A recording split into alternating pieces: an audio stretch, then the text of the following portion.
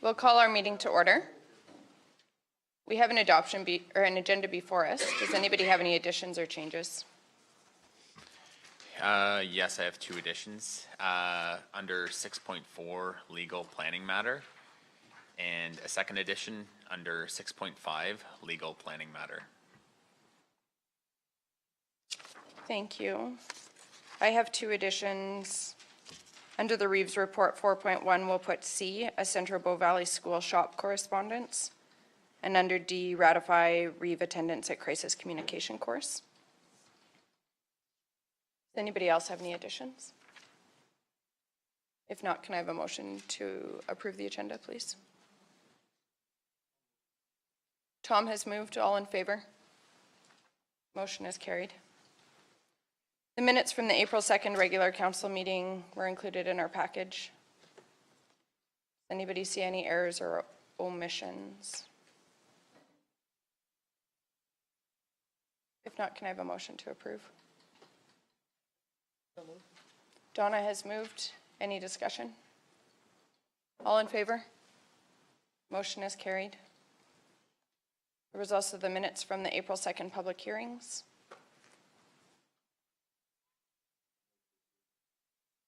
All in favor? Motion is carried. We also had the minutes from the April 16th regular council meeting. Any errors or omissions? Motion to approve. Scott has moved. All in favor? Motion is carried. The minutes from the public hearings from April 16th. A motion to approve. Donna has moved. Any discussion? All in favor? Motion is carried.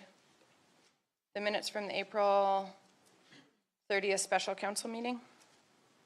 Any errors or omissions? Motion to approve. Ben has moved. All in favor? Motion is carried.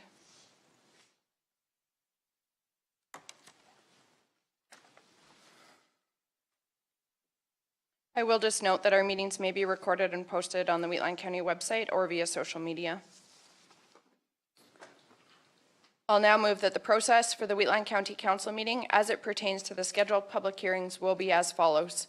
Public hearing, first readings if required, then considerations for further readings of the bylaw for those public hearings that have been closed. I further move that the above process will take place with the absence of resolutions to go into and out of council before and after each public hearing. All in favor? Motion is carried. I'll call our first public hearing to order for bylaw 2019-04. Does any member of the public have an objection to any councillor sitting on council for the public hearing? Can administration verify that notice of the public hearing was circulated in accordance with the Municipal Government Act? Through the chair, yes, it was. Thank you. And are there any written submissions that have not been included in the package? Yes, actually I do. One was submitted last night, so I have it on hand, and I'll just get Megan to circulate that around to you. Thank you.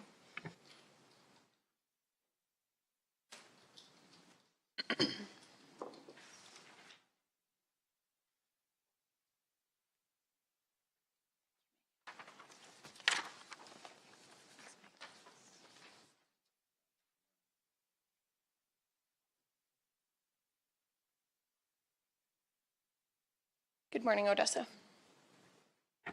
Good morning, Reeve and chair members. So today I just have Megan circulating a letter. As mentioned, it just came in last night, so I did my best to get it checked out, and it is for consideration with council. In addition to that, there were a number of letters, I believe 11 or 12 in total, that were part of the agenda package. And there are a number of members from those parties that submitted in the audience today. With the public hearing, I will just proceed with RFD and then just make a couple notes afterwards. So this is bylaw 2019-04 for public hearing. It is to create a new land use district called the Energy District to accommodate large-scale solar and WEX development in the county. Staff is recommending that council undertake the public hearing for bylaw 2019-04. As previously mentioned, the intent is to create a new land use district through our land use bylaw to accommodate the industrial, commercial, large-scale development of solar facilities and wind turbine facilities in Wheatland County. Currently, there are a number of existing wind turbine facilities, but with the growing interest through political and economic interest through developers and residents in the county, council has advised and staff have brought together a potential draft of an energy district to address these concerns. The relevant policy includes the Renewable Electricity Act, Chapter R 16.5, as well as the South Saskatchewan Regional Plan, RGMS, MDP, and Land Use Bylaw.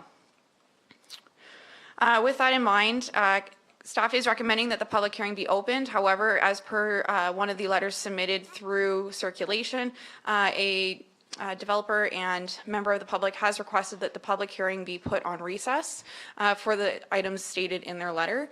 If council is willing to consider this, staff can provide more input as to steps moving forward, as well as our own thoughts on recessing the public hearing and what that would mean for this amendment going forward. Thank you. Is there anybody who would like to speak in support of the bylaw? Is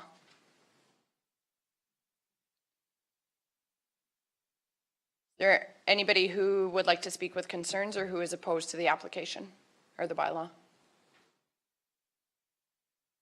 I'd like to speak in support. In support? Sorry. If you can just come to the microphone, and I'll just ask anybody who is speaking during the public hearing to state your name just for the record. Hi, Rod Vergowan. I'd like to thank the council and the staff for trying to set up this least conflicts lands resolution and all the work that you guys have done on that. I really think it's important that we look after our farmlands that we've got going in here. Farmers and ranchers are stewards of the land, and the production on these crops and grasslands provides huge public interest benefits. So it's not just the loss to individual farmers, but public interest has a huge loss of impact, or has a huge benefit by keeping the farms growing actively crops and grasslands.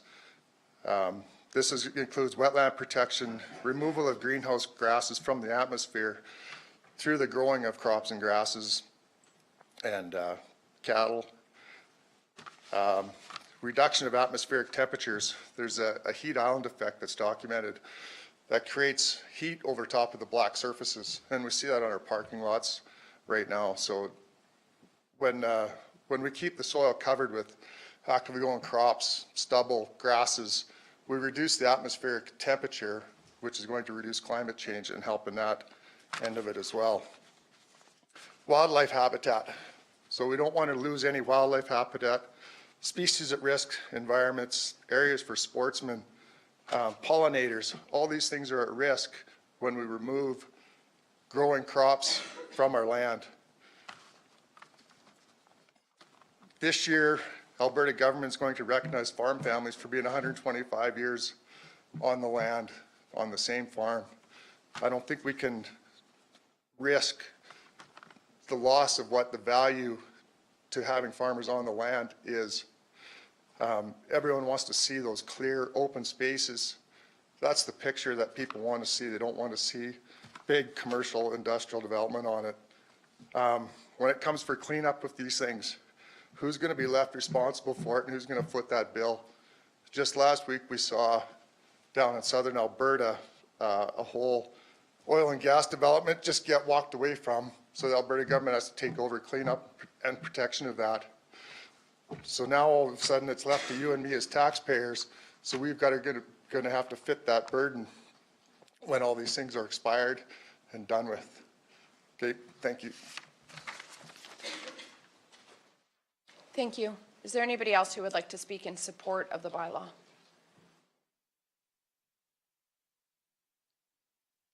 Anybody who has concerns with the bylaw?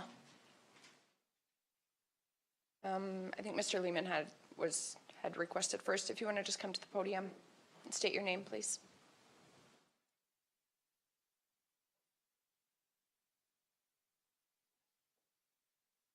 A small presentation, is that possible?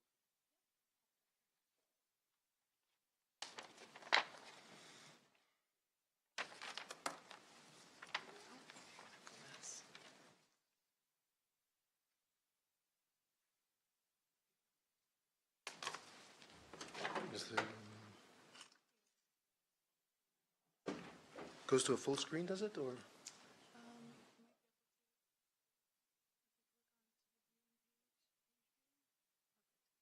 Right here. Yeah. There.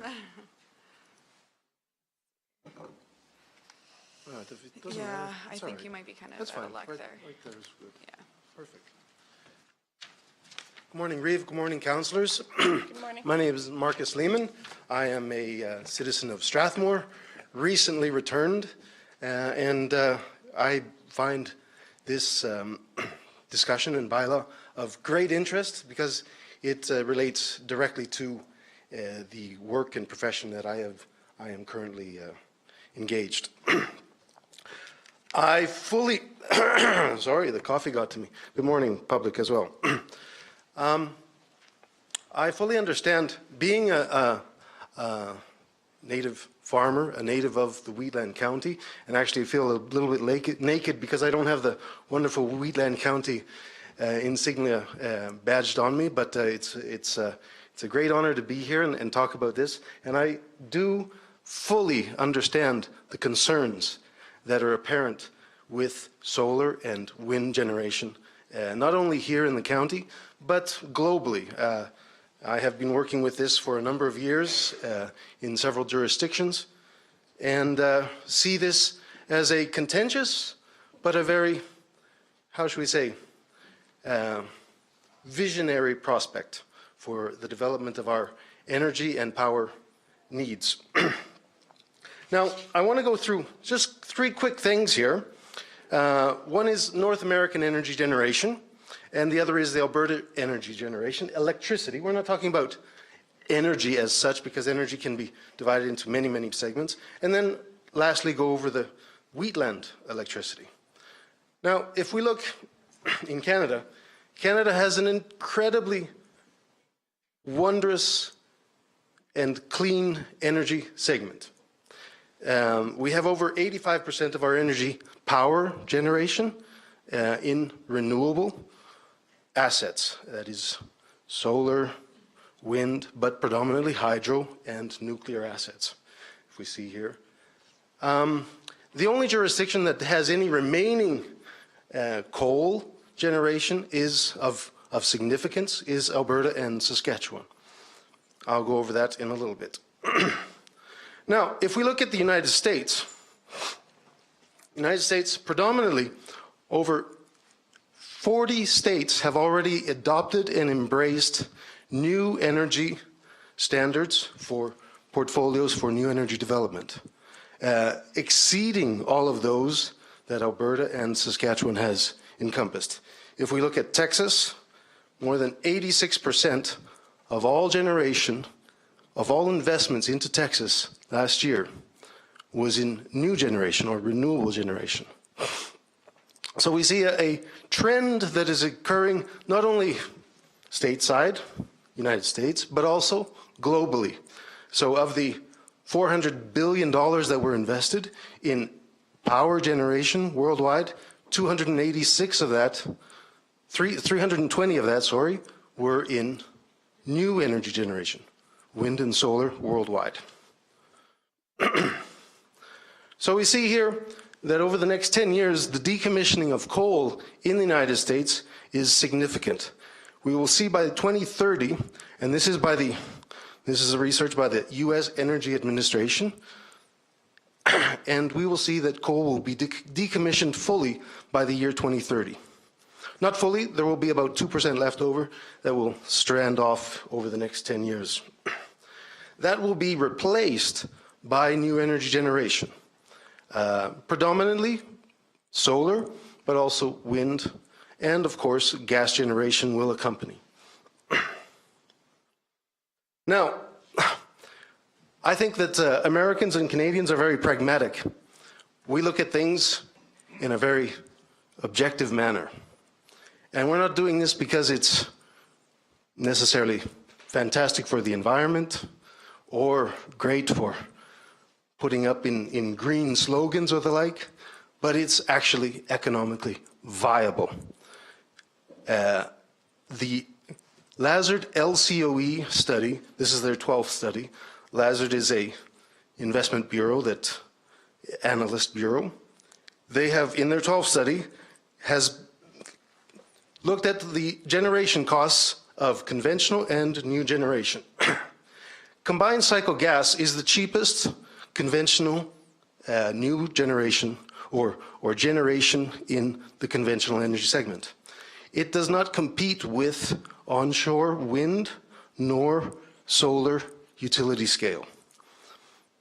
So we see over predominantly globally that these generation aspects and resources are being implemented in great force. Now we have Alberta, and Alberta we have tremendous resources. We have the third largest, of course, deposit of hydrocarbons in the world, and we have a great asset of coal. However, coal, as is shown here, is not economically viable for new generation. And we have a plan in place to, as with the United States, a decommissioning of coal by the year 2030. That will produce an incredible potential for new generation in Alberta. It's about 6 gigawatts of new generation which must come online.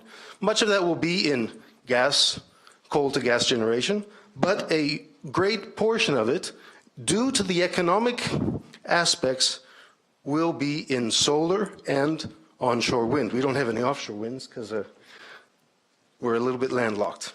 Now, if we look at the policy statement by the UCP, which was published April 1st, 2019, the UCP states clearly in page 36 of its policy statement that it will welcome market-driven green power into the Alberta market. It will be a market-based electric system that welcomes, embraces this new energy, which will provide, as has been demonstrated over the last 3 years in tenders by the AESO, will provide extremely affordable energy to the Alberta population. Now, we of course have one of the best solar and wind resources in all of Canada, and we should take advantage of it. I understand the situation, which as denominated by Mr. Vergouwen, and I am of farming background myself, so I understand all of these aspects. However, that doesn't mean that we're going to have an Alberta that is inundated with solar and wind in every corner that we can imagine. These resources, these new energy applications need connection, they need transmission capability. And that connection capability is already in place, so it is already almost pre-established as to where these resources can be applied. I have a map of the substations which are in the Wheatland County, and there are very few. So for utility scale solar and wind, it is almost impertinent that we look at what are the connectivity capabilities for these resources. And in Wheatland County, they are very few. So we will not see solar farms being devastating our landscape. They will be strategically placed into economically viable locations which have connectivity. It is therefore, in my perspective, and as I have set out in a letter to the Council on May 1st, I believe that Wheatland County should adopt Energy District Bylaw in accordance with its neighboring councils, Vulcan, Newell, and the remaining South Saskatchewan Regional Plan counties, to embrace the possibility of new energy generation in this county. I believe it is an encouraging segment. I believe it can attract many jobs to the district. I believe also it can attract incredible amount of investments. And as can be demonstrated, Wheatland County is competing for investments from everywhere else in the world. In Texas, they are beating us hands down. If we do not embrace this and incentivize these aspects, we are going to lose this competition, and this money is going to go to other jurisdictions which open the doors fully and embrace it in great capacity.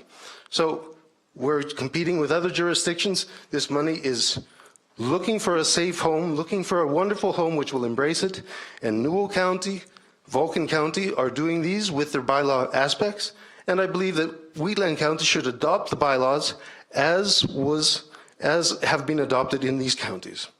So that's kind of my 2 bits in this large discussion. I don't think that Wheatland County will suffer from an inundation. I think we will have strategically placed solar and wind assets, which can provide great benefits for the citizens of the Wheatland County. Thank you very much. Thank you for your presentation. Is there anybody else who would like to speak with concerns or opposed to the new bylaw? Please.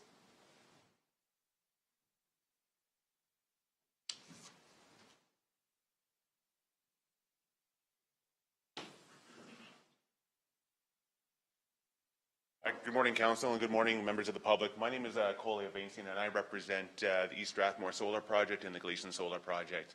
I want to bring to your attention that we are concerned about this new land use bylaw that has been tabled. The first thing I would like to address is that we addressed Council about our projects approximately a year ago, and it is just now that we are finding out that this new proposed bylaw is being tabled. It's troubling because we have spent significant time and money developing this project, and then when we submit our AUC application, we get notice that the municipality wants to change the ground rules of how solar and wind are going to be developed in this municipality.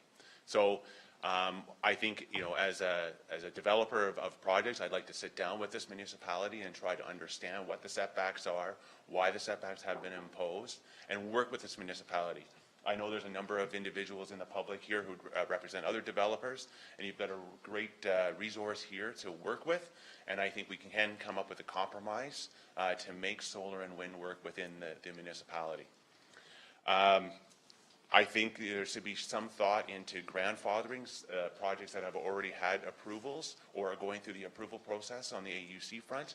I think that would help these projects not have to do a phenomenal amount of rework and money that's already been spent to date.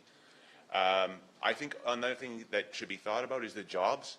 You know, by imposing a bylaw like this will make these projects potentially go away, and it'll be a huge loss of jobs and also a huge amount of taxes coming into this municipality. We estimate on average about $200,000 for a 20 megawatt solar facility would go into the coffers of the municipality. And if those projects that we're looking at do not take a lot of municipal resources. I think one thing that Marcus mentioned, which I think is very important to point out, is that there is limited capacity within this municipality. These solar projects that we're talking about are going to be connecting to the distribution system, and there are only a limited amount of substations and a limited amount of capacity at those substations. So in total, there's probably only about 2 or 3 projects that will actually be able to proceed within this municipality. And that represents 200 to 300 acres of land. When you take a look at the total amount of farmland in this municipality, I took a look at StatsCan 2011 numbers, there's over 1 million acres of land in this municipality. So if you take a look at 200 to 300 acres being used for solar, it's a fraction of a percent. And it's a diversity of energy production, it's a diversity of jobs, diversity of revenue coming into this municipality, and I think that's really important to consider. Also, as Marcus pointed out, the cost of renewables is dropping significantly, and it is actually now the lowest cost generation type. And so if you want to implement new generation, renewables is where it's at. So I ask that we work together and try to come up with a set of guidelines and bylaws and setbacks that are reasonable to move these projects forward. Thank you. I do just have one question, Yep. if you could. I was just wondering, you mentioned the implications with employment. Can you speak to the number of full-time permanent jobs that a project on the scale of something like East Strathmore Solar Project or Gleason Solar Project might create in the area? Yeah, so the majority of the jobs are through the construction phase, and the construction phase of these projects lasts 6 to 8 months. From an operations perspective, there's not that many operations positions. There could be 1, 2, 3 full-time positions that would be used or needed for a solar project or two. Thank you. Any other questions? Thank you. Thank you. Is there anybody else who would like to speak with concerns regarding the draft bylaw? Please.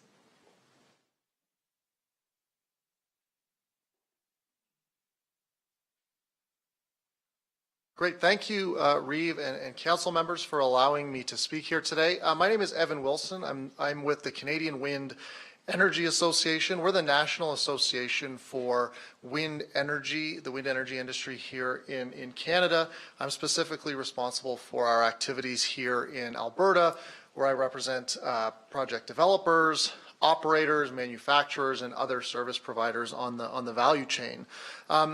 CanWIA and our members, we understand the importance of having clear, transparent, and predictable requirements for the construction and operation of wind facilities, both because they provide clarity to us as industry, but also because they set the standards and expectations that the community has for these operations, and it is a way for us to find ways to move forward together.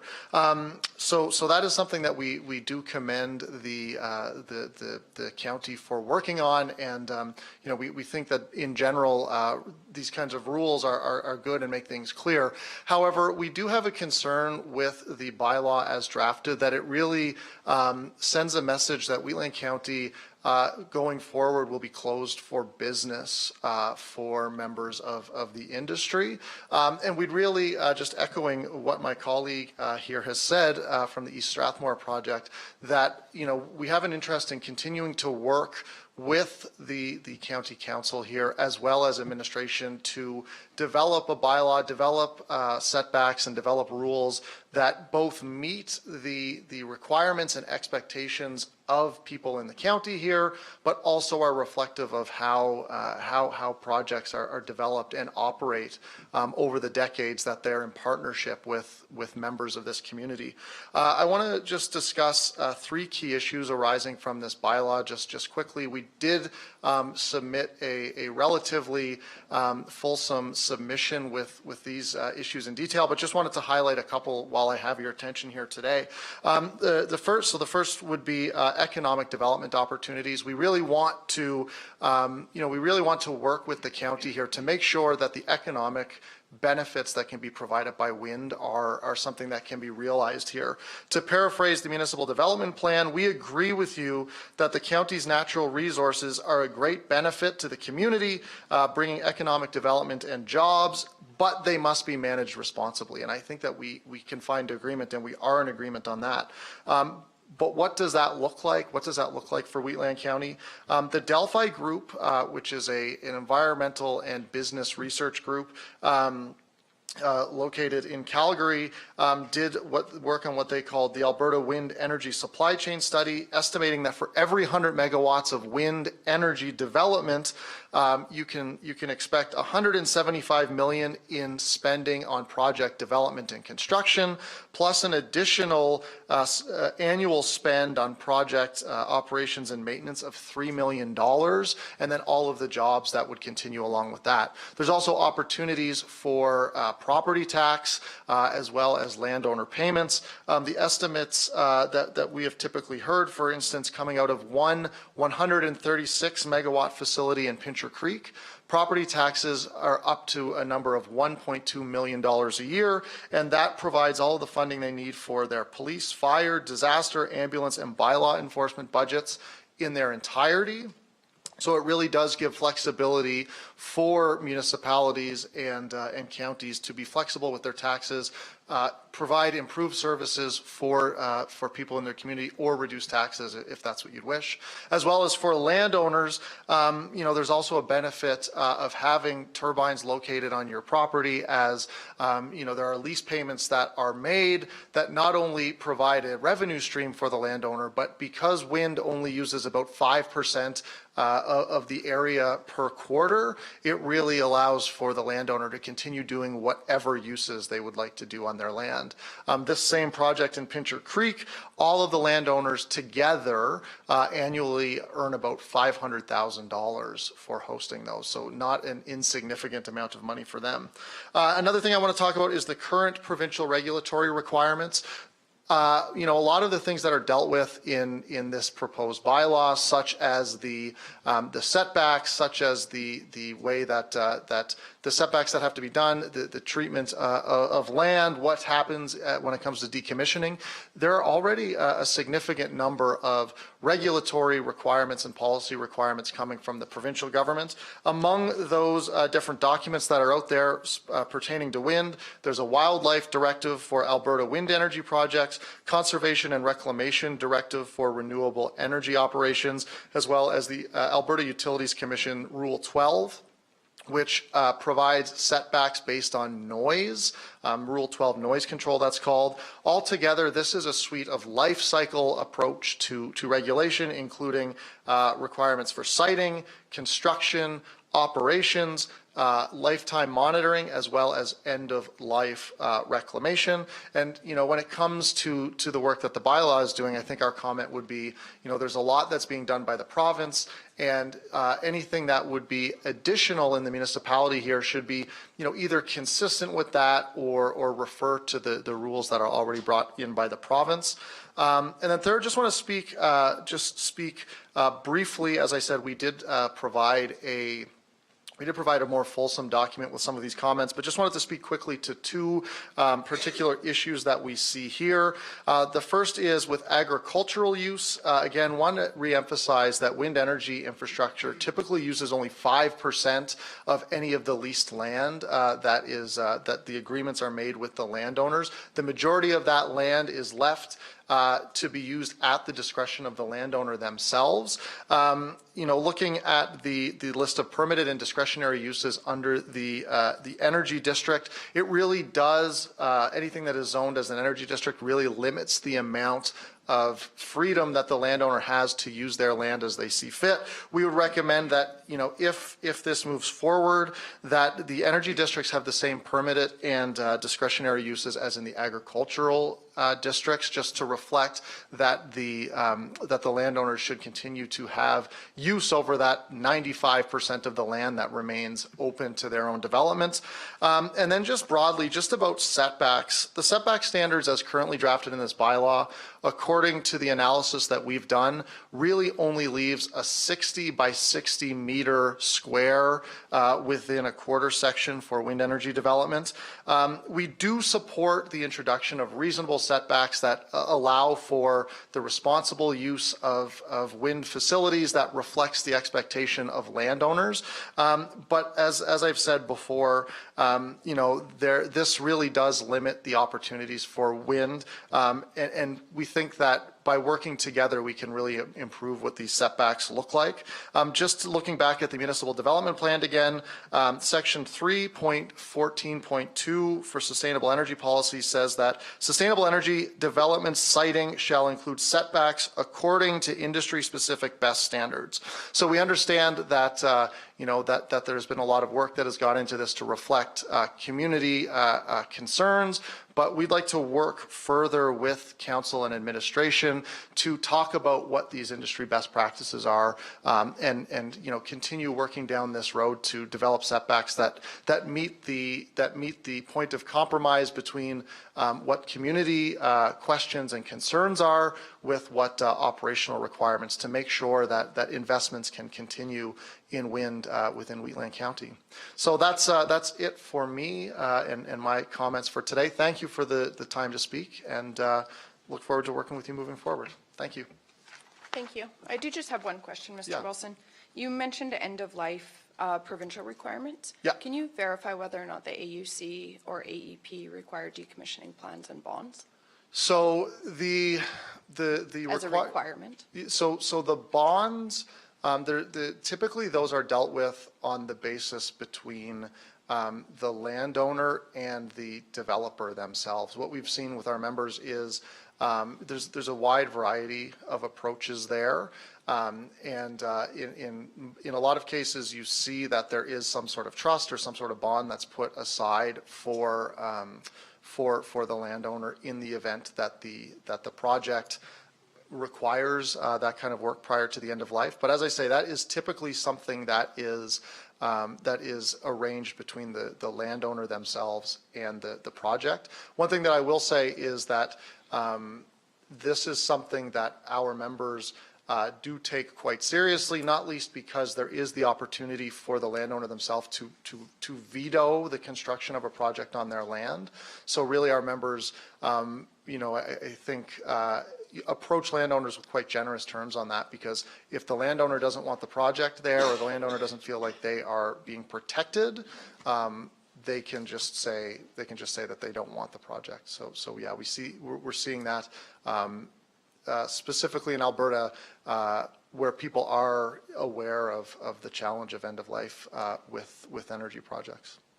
Just to clarify, though, those plans and bonds are not an AUC regulation Oh, so, or well, legislated requirement. The Is that plans correct? are required. The plans, going back, the AUC has required that projects at the end of life be reclaimed and decommissioned to what the AUC calls the standard of the time. And what Alberta Environment and Parks brought in September of 2018 was quite an extensive document that shows not only the requirements for the end of life decommissioning, but post-construction reclamation of the land, monitoring after the post-construction reclamation, and then as well monitoring after reclamation, and as well a liability for several years after the reclamation as well. So, where the bond is something that is an agreement just between the landowner and the project developer, the preparation and the planning is life cycle, it goes throughout the life cycle and is required by Alberta Utilities Commission and Environment and Parks. Thank you. Thank you. Thank you for the opportunity. Thank you. Is there anybody else who would like to speak with concerns? Please.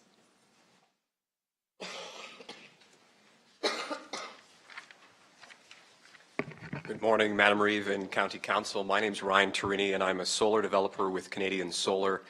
Canadian Solar is constructing the 32-megawatt solar facility at Suffield, the Suffield Solar Project.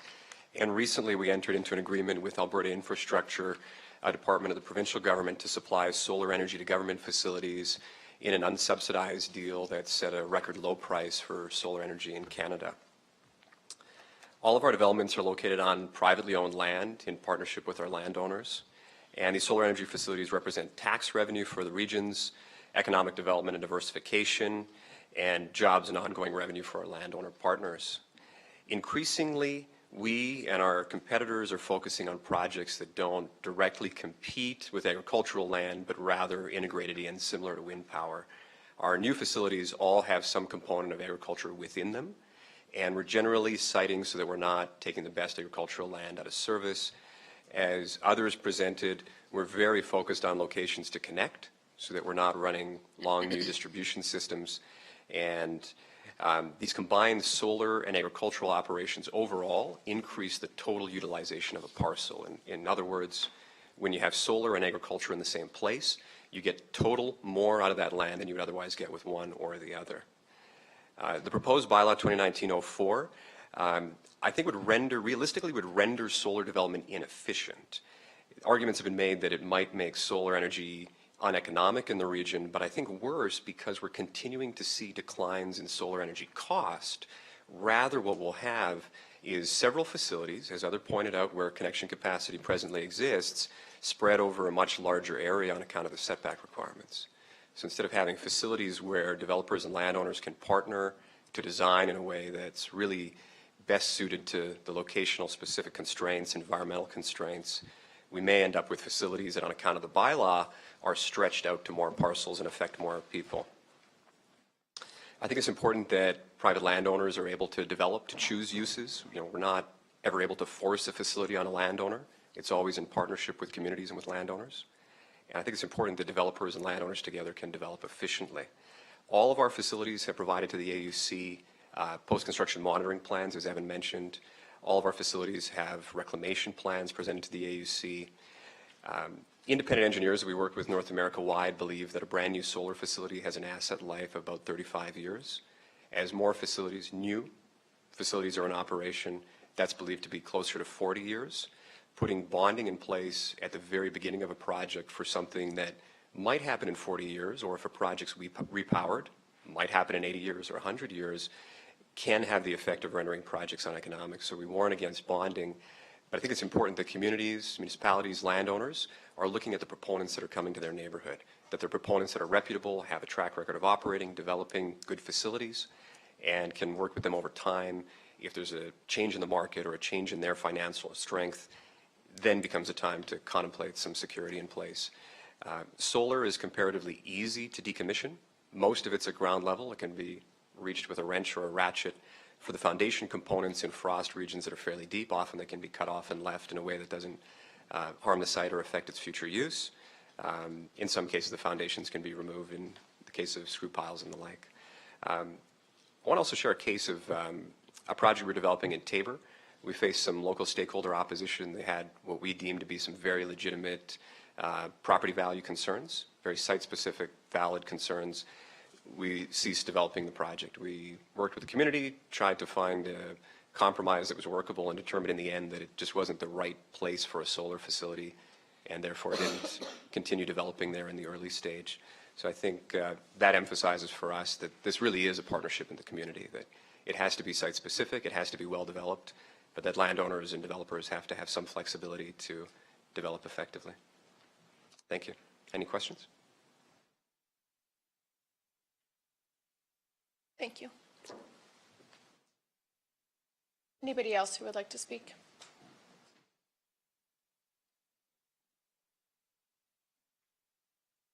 Good morning.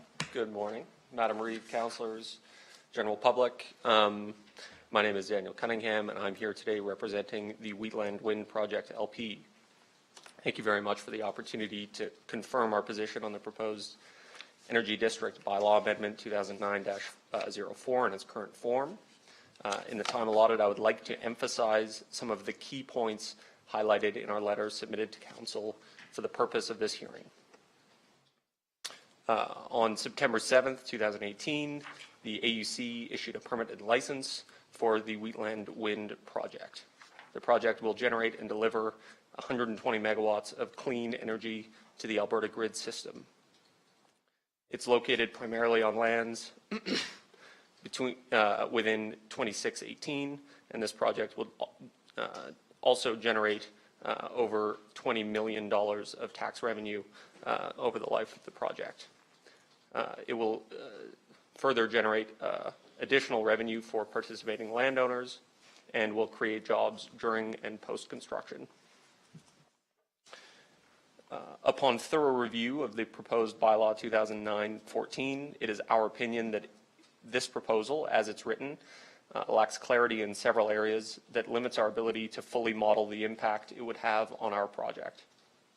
As stated in our letter, applying the setback to a wind turbine as defined would result in the distance between a turbine and a dwelling not being measured between the two structures respectively, but between the boundaries of each quote-unquote parcel, which is undefined. Additionally, the new setbacks include minimum prescribed distances between the following quoted terms: building structures, residences, dwellings, hamlet-zoned parcels, and public roads, which are also undefined in Bylaw 2009-04. As you can see in the map submitted previously to Council in our letter, the analysis of the impacts of Bylaw 2009-4 on our wind project effectively kills this project and appears to sterilize these lands for any future wind project development. Furthermore, both Wheatland County Municipal Development Plan and the South Saskatchewan Regional Plan clearly suggest that the county should encourage development of renewable energy by removing barriers to such development and enacting bylaws that use industry best practices. Wheatland Wind Project respectfully submits that the county's proposed bylaws do not achieve this.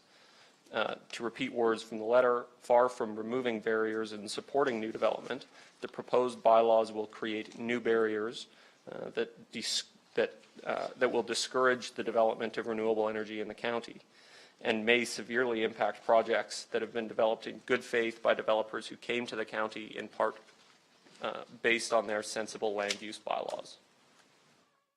Unfortunately, Council has chosen to proceed today with the public hearing at a time when the farmers in our area are not able to attend due to seeding. But we can assure you that after discussions with them, they are very concerned about the impact of the proposed bylaw and the effects it will have on their lands. Restricting development on their land is a non-starter for them. And if they were here, I am certain they would express this to you all. I should also note that we are in agreement with the statements of the previous developers, which have been quite fulsome in their representation of the renewable energy developers' interest to develop projects in partnership with landowners. Lastly, the Wheatland Wind Project LP respectfully requests that Council consider cancelling or substantially revising the bylaw in its current form for all of the reasons explained. We are happy to work with the county in this matter. Thank you. Are there any questions? Thank you for your presentation. Is there anybody else who would like to speak with concerns for the draft bylaw?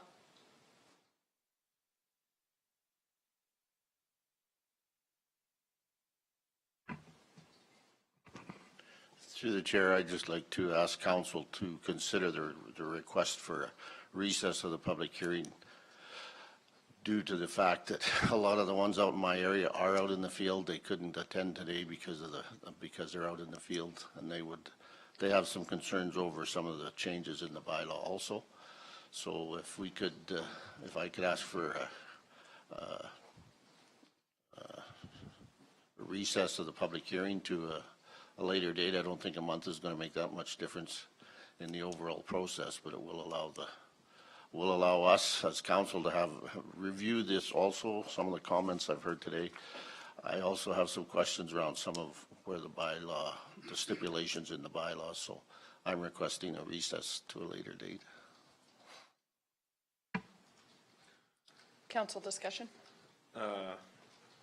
I see where Ben's coming from, but as I see in the audience, I mean, Prakers Farm, the half north of us, and as I drove by today, there was the boys out getting ready to seed, and Herman sitting right there.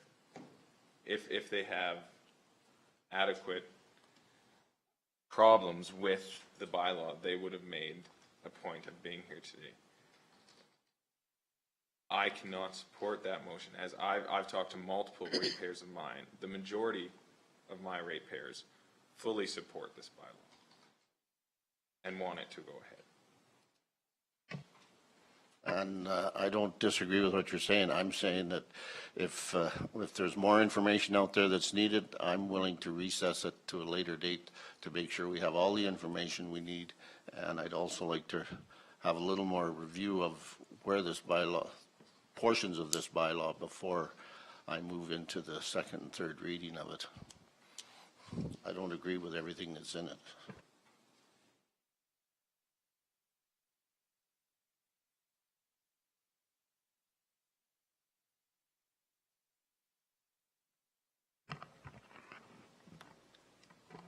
I support Ben if he wants a recess for more information. I think that's appropriate.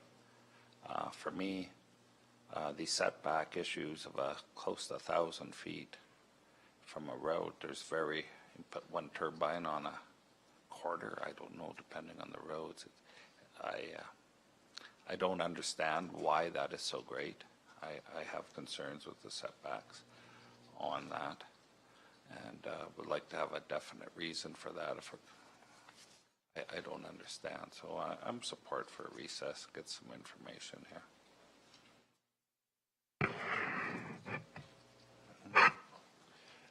Would staff be able to comment on the proposed setbacks today if we were to close public hearing? Because if we have enough information today to give you the reasons of those setbacks, I don't have a reason why we wouldn't move on today. So through the chair, In my report, I've gone through a number of documents that are publicly available, so it includes the AUC regulations, as well as some landowner packages that specifically speak to wind turbines at this point in time.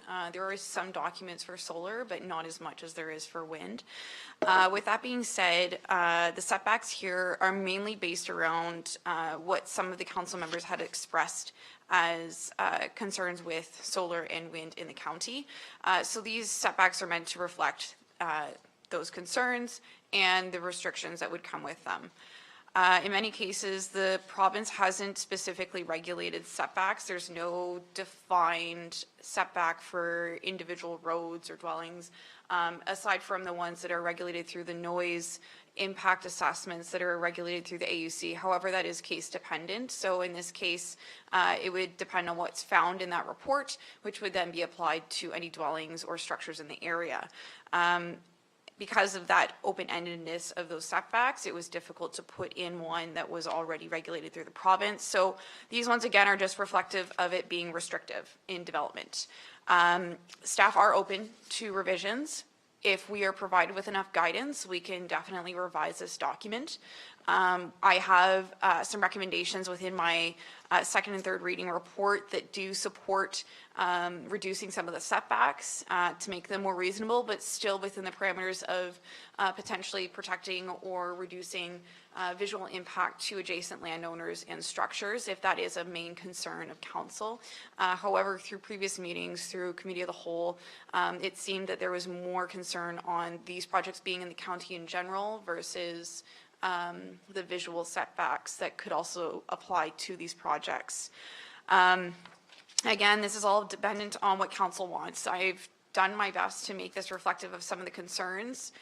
There is repetitive information in the general requirements for submission of certain studies and reports that are typically applied to AUC regulations, and that's just to keep it consistent, that if they've been already done by the AUC or through the AUC, then those can be submitted to us. They don't need to do new ones or resubmit revised documents. It was more or less just to keep documentation consistent between the permits that come through the county versus the AUC. Other than that, I would say the only ones that really did have some basis through existing regulations were some of the setbacks that were already in place in our current land use bylaw for public road right-of-ways, with 75 feet for solar facilities, for setbacks between buildings and structures, which were very similar to what's currently in our land use bylaw. The wind turbine ones, just based off of the size, I did increase the setbacks for that. But it is, you know, standard of practice. It would depend on the project that's done by each individual developer. You know, there are some that are more consistent than others, but I think depending on the studies that they do, that can also impact those setbacks as well. So there can be wording put in there that could suggest, depending on what the studies are done through the AUC, those setbacks would be applied here. It would just mean that it's more open-ended. If that's what council wants, again, it's all dependent on what you want. So if the more guidance that you provide us, the better I can go and move forward on amending this. And if the motion is to support a recess, staff are supportive of that. And then that allows us to come back and do another public hearing, potentially bringing in more ratepayers. And then that also gives us an opportunity to recirculate the new revisions to the district if they are significant enough. And, you know, again, another open public hearing so that more discussion can occur with those revisions. So we can definitely do that. This is a first draft, so it's not going to be perfect. It was never intended to be perfect, but it's a starting point for us and to gauge council's concerns as well as ratepayers and developers as well. Yeah, just to add to that, the process, if for a recess, the comments that were brought forward today will be part of that recess, and they come back to the when the public hearing is recalled. It isn't like there's two separate public hearings. It's just a continuation of this public hearing. So all the comments that were put forward today will be part of that. They are already part of the process. So it's just adding more information. So.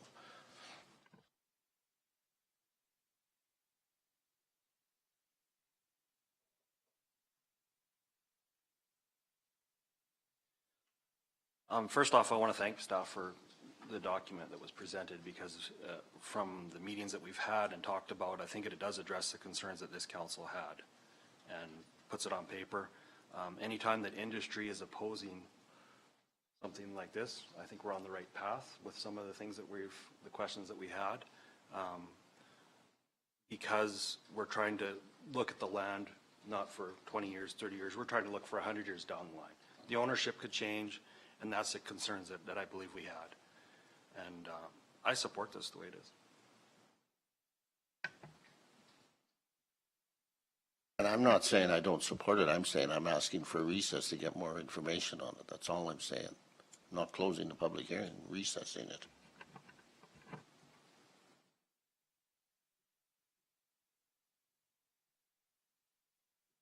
I'm hearing mixed feelings on the recessing of the public meeting. The only comment I guess I would make is that we have to appreciate that municipal business does have to happen even while like important agriculture practices are going on. We do have a cycle of like seeding and spraying and harvest and calving that absolutely affects our ratepayers, and I know it can make it challenging, but could also make it challenging for our council if we're not able to proceed with business during those important times for our egg producers.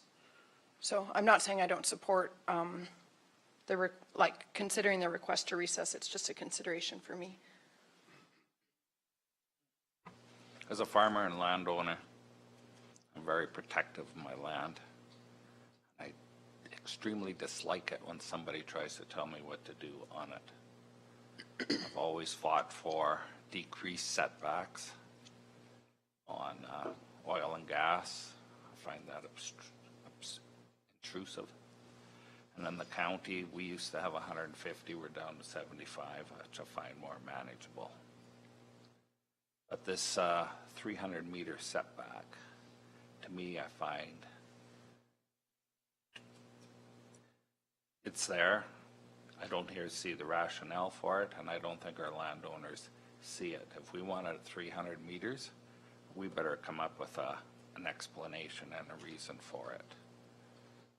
I think for me, we had one before that was the height of the turbine plus the arc plus maybe half of the distance in case it should fall and hit a car.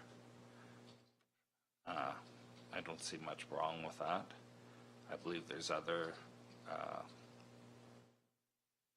don't know if there's setbacks, there's other concerns about flicker from turbines, and there's noise concerns. They can be addressed as such, but still it is the landowner that is allowing them on his land.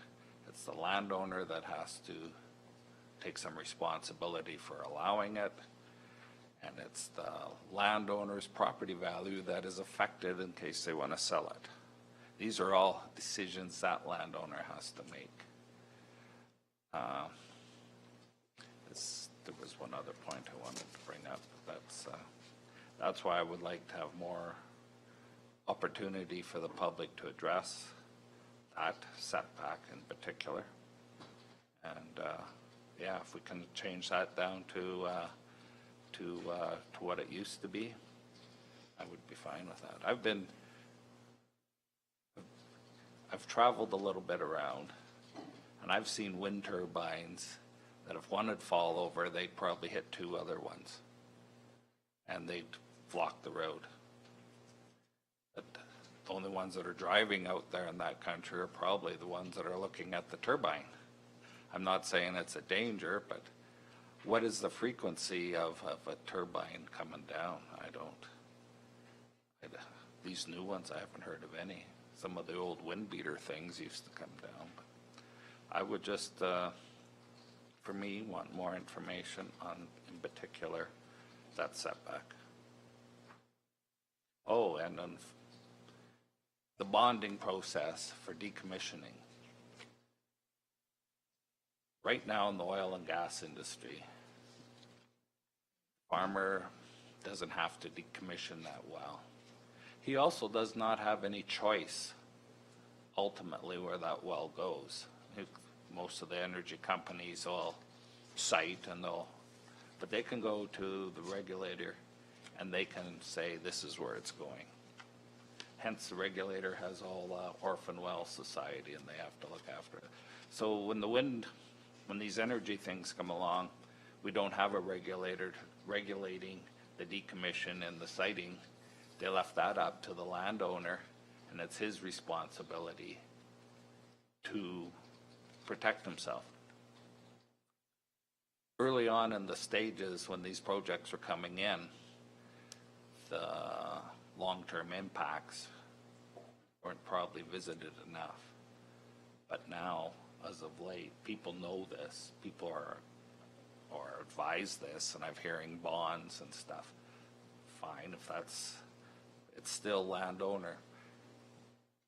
They have the freedom to dictate what happens on their land. It also comes with responsibilities. We can't protect them from themselves. So again, I support a recess. And a recess is not votable during a public hearing. It's just something that the chairman decides. Thank you for that. Any other discussion?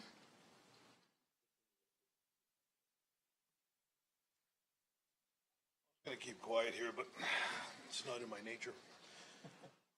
I think we've got enough information that if it's important enough for these landowners to be here, they would be here. This is not the first time we've seen, this is not the first discussion we've ever had of the energy district. I commend staff. You've done a wonderful job. I believe you have conveyed what council has brought forward to you. And if this isn't votable, I just think we're just pushing this down the road. We've got enough to start. We'll start on second reading on this, so I'm good with going ahead.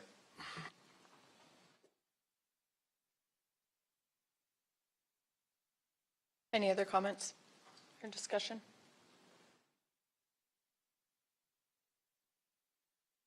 I guess I'll just finish up with saying that it's not just the fact that a few landowners couldn't make it in here to speak. The issue is exactly what Glenn was talking about, and looking at some further changes to it. I'm not opposed to staff bringing in the changes to the bylaw, but I think there needs to be more changes, more review of that. And I keep thinking back to intensive agriculture when councils made the decision on intensive agriculture and who was allowed and where it was allowed and what was allowed, and municipalities were getting so restrictive on what intensive agriculture could do when they were setting up feedlots that the province stepped in and took it away and said, you will not make the decision, we'll make the decision.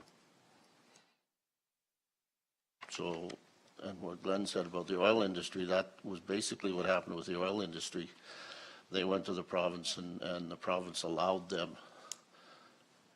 So if we get too restrictive on allowing these industries in that our federal and provincial governments are pushing, whether we agree with it or not, they're pushing it. You get too restrictive, then they will come in and tell you that what to do with it. And I don't know if we want to lose that ability to make these decisions that we're looking at right now. Because if this was the oil industry, you wouldn't even be talking about it. It would just be happening.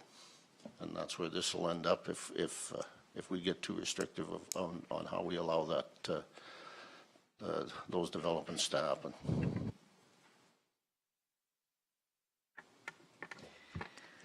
I guess I did, when I was reading this, had some fairly big opinions, but I can't see the harm in recessing and getting more information. And I guess not more information, but review the information. And now that there's more information come out, I'd like to just, I can't see a problem with recessing and gathering things up again. This is a bylaw for rezoning, right? Just a district. So to be a district, it has to be rezoned, right? I'm in favor of that process because this here bylaw does not establish any districts. To get a district, it still has to come in for another public hearing, and the local residents far and wide can come and speak to it if that particular spot is appropriate to be redesignated for an energy district. Special conditions can be applied according to the bylaw at the time and how it's passed. But this is the overarching bylaw that sets out, I spoke to before. So by lowering some of these setbacks, in no way guarantee that that's going to happen out there. Before it happens in that particular parcel, it has to come back in for a public hearing, redesignation to get into the energy district. Okay, so this doesn't all of a sudden open up the whole county and we're going to have stuff all over the place. No, that's not it. This is how we want our energy districts to look. So if an energy district comes in and it's butts up against the town of Strathmore, it could have some more setbacks. Or maybe less. I know Strathmore's putting in a wind farm. I don't think there's no 300 Solar. or solar. So I'd caution on this. Like I say, I don't like it. So one question I would like to pose is, because I am hearing conflicting opinions, some of what I'm hearing is that we may need more information or discussion or rationale prior to second reading. What I'm really curious is whether people feel that we need to recess the public hearing for further public consultation or industry consultation, whether that be ratepayers or more representatives, or whether we feel we just need more information. Because to recess the public hearing really is to give an opportunity for more ratepayers or industry to present. That's not necessarily what I'm hearing we require, but if I can get clarification from council. If I may, we've talked about this energy district and the restrictions that go with it 3 times in planning and priorities over the last 6 months. I've talked to residents. My obligation is to my residents, not to the developers sitting in this room. It's the farmers that are competing for farmland, and this is just another competitor taking arable land out of producers' hands. I just don't know why we would have wasted 6 months and 3 planning and priorities for certain councillors to bring issues up now. If you had issues with the restrictions that was presented, why weren't they brought up during those meetings? This is not taking arable land out of producers' hands. The producer is the one that's making the decision. If they don't want a wind farm on their place, they say no and they walk out the door. There is no government office, no government agency that can come in and say, you must do this. The oil industry is different. You can't get rid of them. They can come in and do what they want. It may take a longer process, but they have the authority to do it. If you don't want a wind farm or a solar panel on your land, you say no, and they walk away. They're not taking anything away from the producer that the producer isn't willing to talk to them about. So I disagree with the fact that it's taking arable land out of production. If the landowner, as like Glenn said, the landowner has to take stewardship over their land. And I would much rather have the opportunity to be able to tell somebody no and that they have to abide by that than have the government come in and say, it doesn't matter what you think, it's going to go and it's going to happen here. And it also gives the staff, if we hold off a little bit, it gives the staff, like I just said, time to massage it a little bit and review some of the comments that they've heard and take another look at it.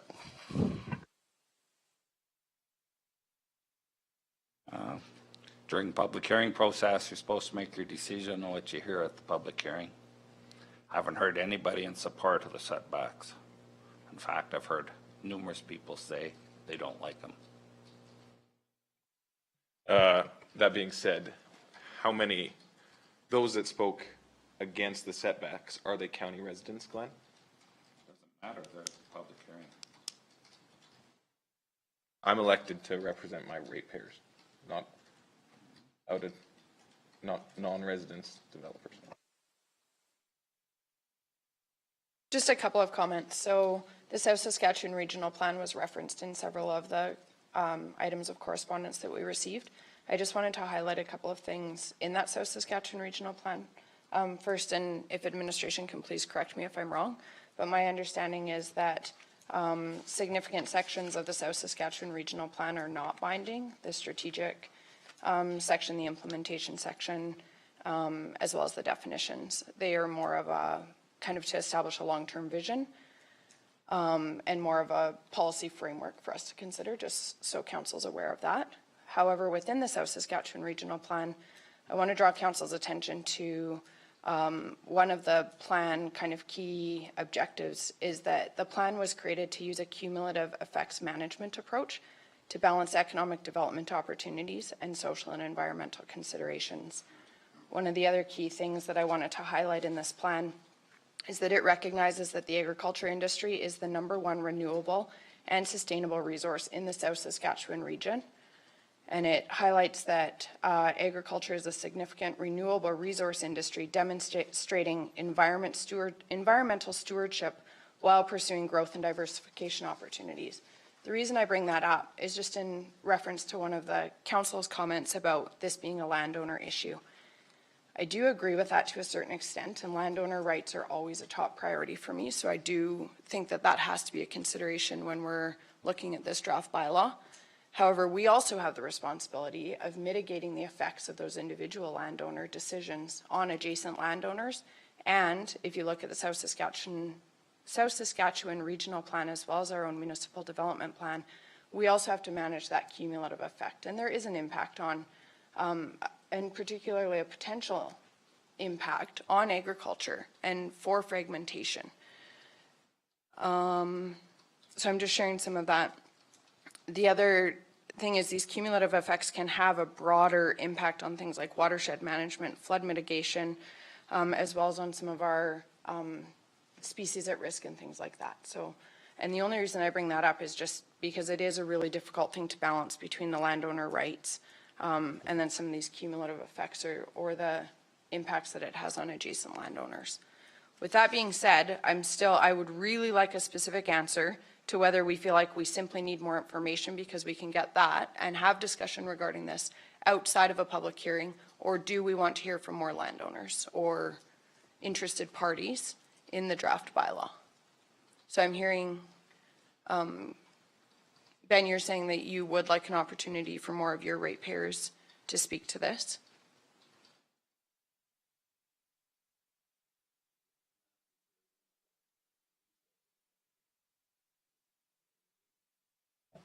So then my only question is what, because normal circulation was performed on this public hearing, staff confirmed that we followed all of the notification. Our ratepayers did have an opportunity to be here today, and it's not that I'm not sensitive to, the critical timing for seating and that kind of thing.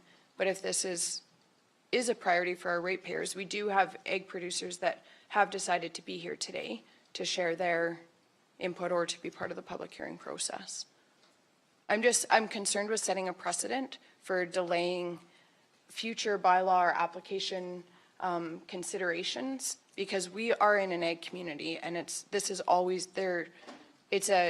Agriculture is a cycle of, I realize some time periods are more critical. I hope you understand what I'm trying to say.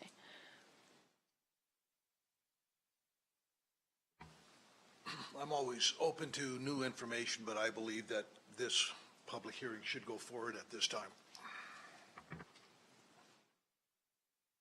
I too am concerned because we do circulation. There is written submissions that can be done. There's emails that can be sent. There's all kinds of opportunities that they don't have to physically be here. And if we start doing this, that's my fear is the same as yours is, the next one and the next one, the next one. So we can proceed with second and then we'll have to go to third. So. Does staff have any final comments? So I just wanted to provide some context as well for circulation. So this was given first reading on March 5th of this year. And so we did extend out the public hearing, the circulation process an extra month or so than what we typically do in anticipation of an event like this. We knew that it was going to be controversial both for landowners and developers. So if there was the approval for a recess of the public hearing for more public input, on staff's end, we believe that we have done that opportunity. We've done website, we've done social media, we've done circulation and newspaper advertisements. And I think if we were to delay it more, we're going to get into the situation of delaying second and third reading as well with our summer recess that we have for council members. I mean, if that is the prerogative for council, we can support that. But I believe on our end, we have done our due diligence and we have we have complied with the legislative and regulatory requirements of our land use bylaw and the MGA up until this point, and more so. As well, for comments on the SSRP, you are correct. The SSRP is a visionary document for the region. It isn't a binding document like our MDP is or our other statutory documents. So in that case, the SSRP, how staff and many planners have interpreted it, is that those are guiding documents for how we develop our MDP. And we believe our MDP is very reflective of the SSRP. Mind you, there are definitely some gaps. Some of the items in the district are definitely not in agreement with some of the items in here, and that is a consideration for council, whether that's something we want to move forward on. It is also something to take into mind is that the MDP is quite old. It's well over a decade, or sorry, not a decade. It's coming up to about a decade. It's about 7 years now. So it is out of date, and it isn't entirely reflective of current council's thoughts and opinions on renewable and development, et cetera, in the county. But it is something to keep in mind that these are still very reflective of what the current political situation is for our province, as well as for the county and what we're seeing right now. So that can definitely be a guiding point as well for any further revisions to the district if council does advise to do so. And I can elaborate on some of my recommendations at second reading if we get to that point today. Thank you. I'm also just going to point out that interested parties did have the opportunity to provide written submissions if they weren't able to be here today due to other commitments. I'm going to close the public hearing for bylaw 2019-04, and we will move into consideration of second reading. I would like to see the bylaw amended to reflect a decrease or more to reflect the current setbacks for WECS Category 2 windmills. We heard during the public hearing that windmills typically take up 5% of the land base, and now they'll be limited to probably 0.5. I haven't figured it out. Where the solar power is setbacks are 75 feet, there are typical setbacks. I would like to see that amended to 1.5 times the tower height from property line to road allowances.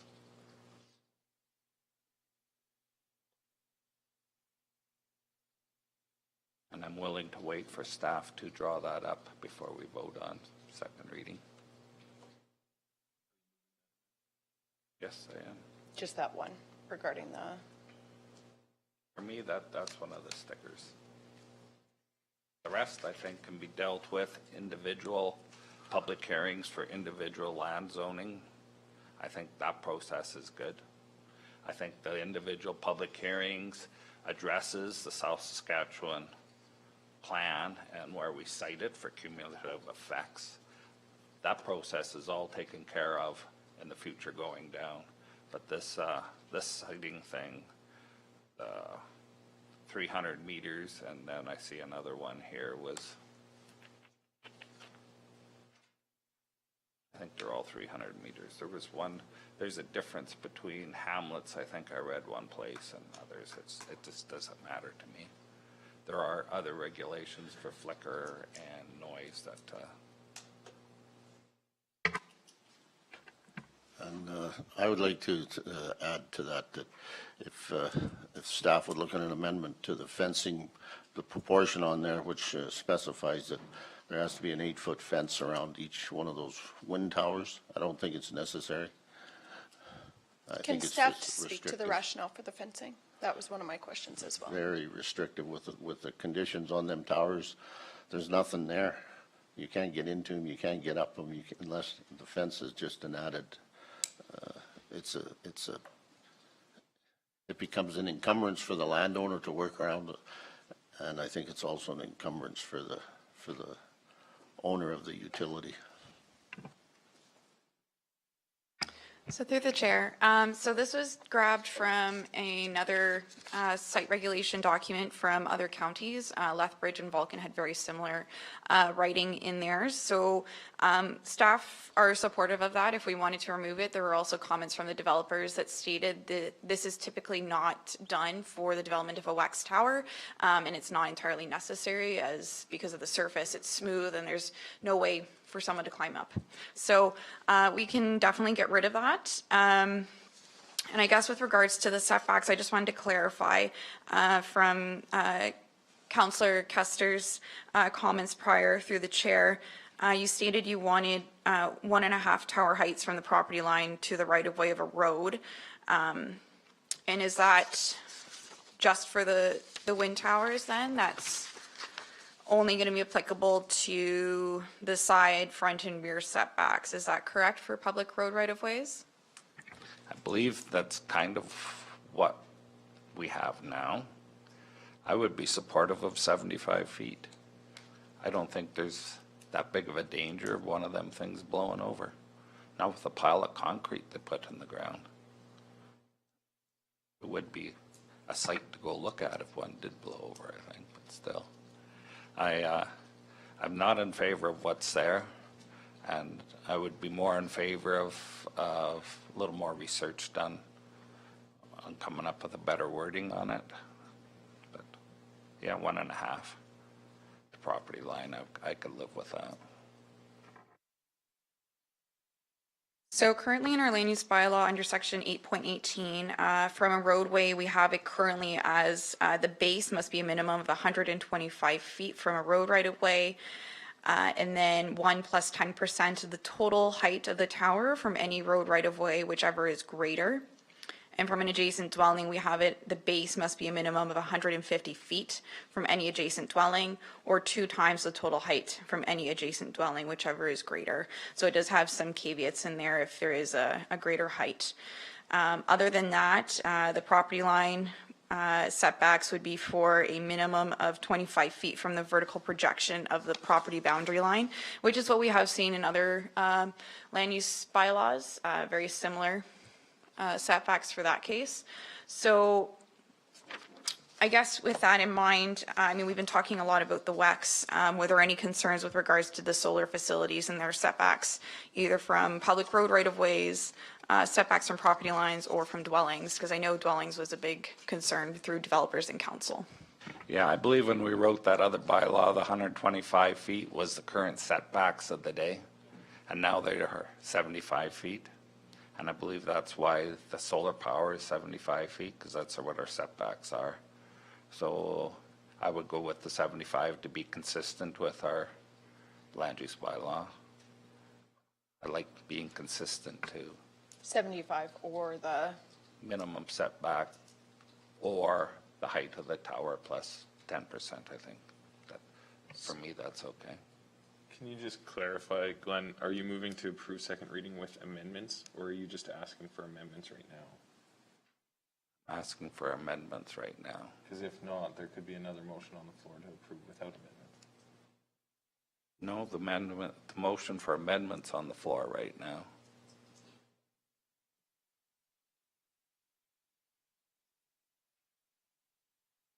And can you just clarify, you're speaking to kind of the second point under front, side, and rear setbacks, a minimum of 300 meters from the right-of-way of a public road? You want that one changed? Or you're proposing an amendment? And then are you also proposing an amendment to a minimum of 300 meters from the right-of-way of an internal subdivision road? Yes. The fourth. And then I wasn't clear if you were also proposing to change the 300 meters from the property boundary line. Like, are you proposing to change all of the 300 meters in here? So for Hamlet's? Hamlet's is not 300, it's only 700. 500 feet. I see 300 meters from the property line of a residential or hamlet zoned parcel. And another spot, it's got 2,500 feet from the property line of a residential.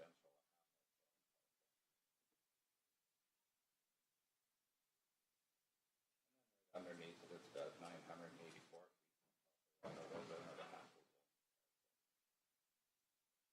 I'm thinking the longer one would take precedent over the shorter. As far as it being half a mile from a hamlet,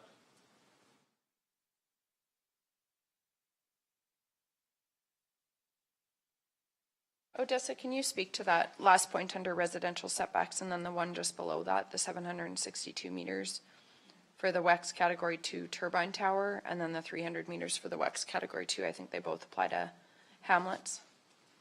Yes, through the chair. So staff was intending that for infrastructure associated with WEX Category 2, it would be 300 meters, and then the actual turbine tower would be 2,500 feet from the property line of a zoned hamlet or residential parcel.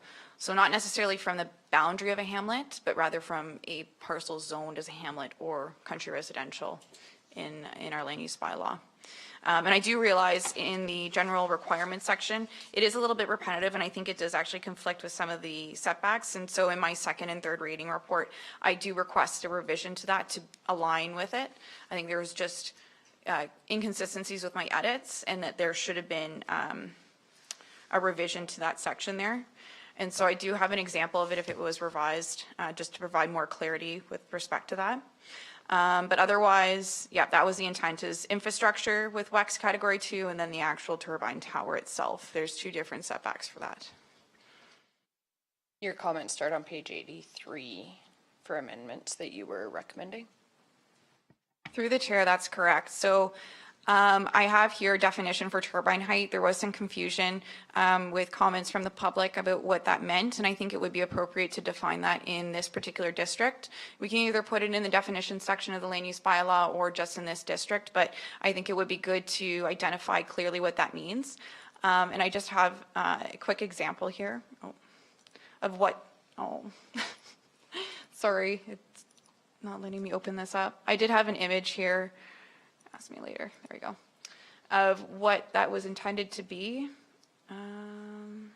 Oh, maybe not. Sorry. Yeah, no, I put in. Shoot. Sorry. No, apparently I've got the wrong one here. So give me 2 seconds. I do have an image as what it's intended to be, but it's from the hub, the circular component where the turbine blades would attach to the base of the turbine tower itself. And that was intended for the turbine height definition. I'm going to grab, there we go. My apologies. So this image right here, it's just stating in green, you can barely see it, but it's intended to say the top of the hub there down to the base is what the definition of turbine height would reference, and we would have an image to accompany that, just for clarity as to where that height is going to be referenced within this district.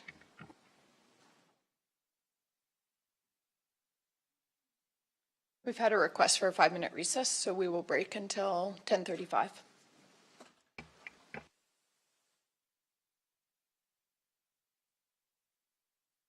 I believe the amendment would amend in each of the site regulation requirements for setbacks.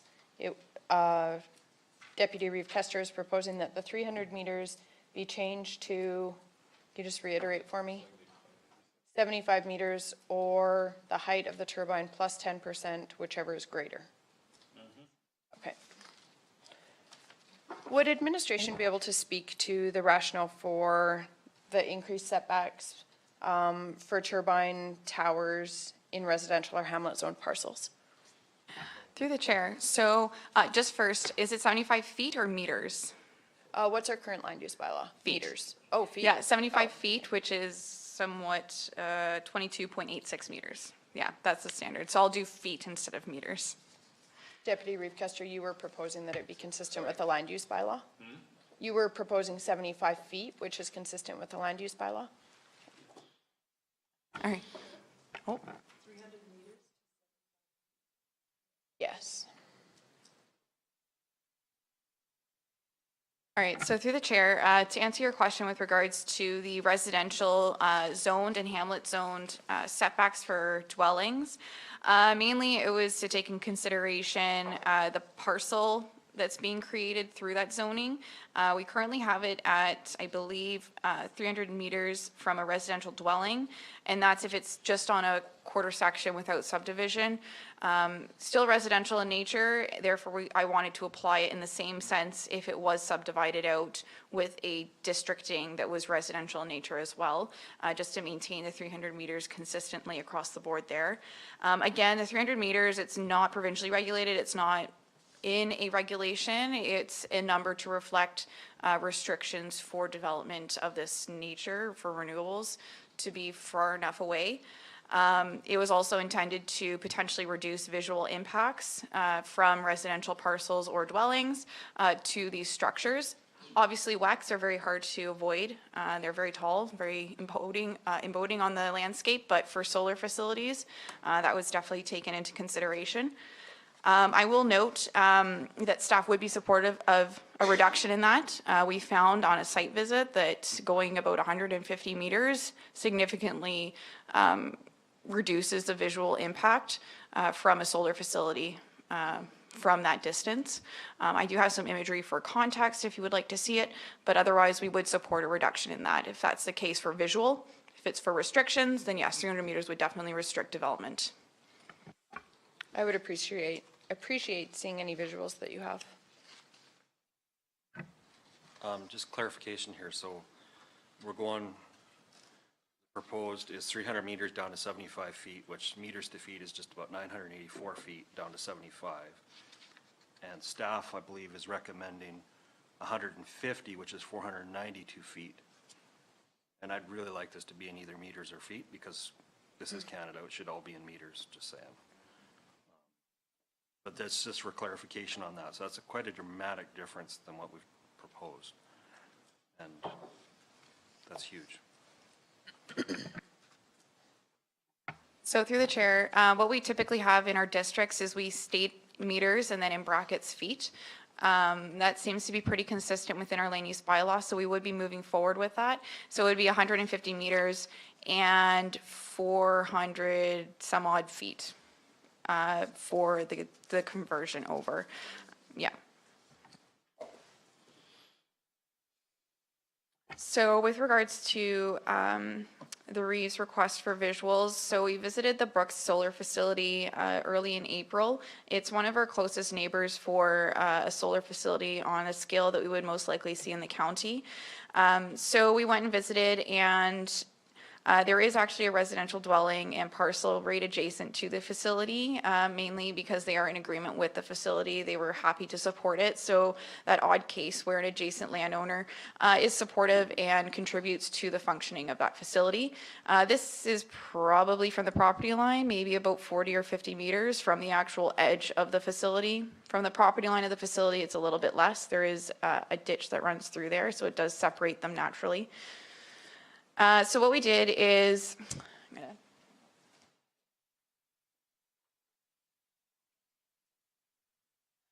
so we went to an adjacent parcel that is also proposed for future development of a solar facility and set back about 50 meters from the property line.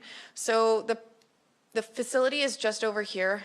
I wish it was a little bit brighter. It was a bit of a cloudy day, but the facility is just on the edge there, and that's about 50 meters away. So you could still see it. There is still quite a lot of visual impact at 50 meters.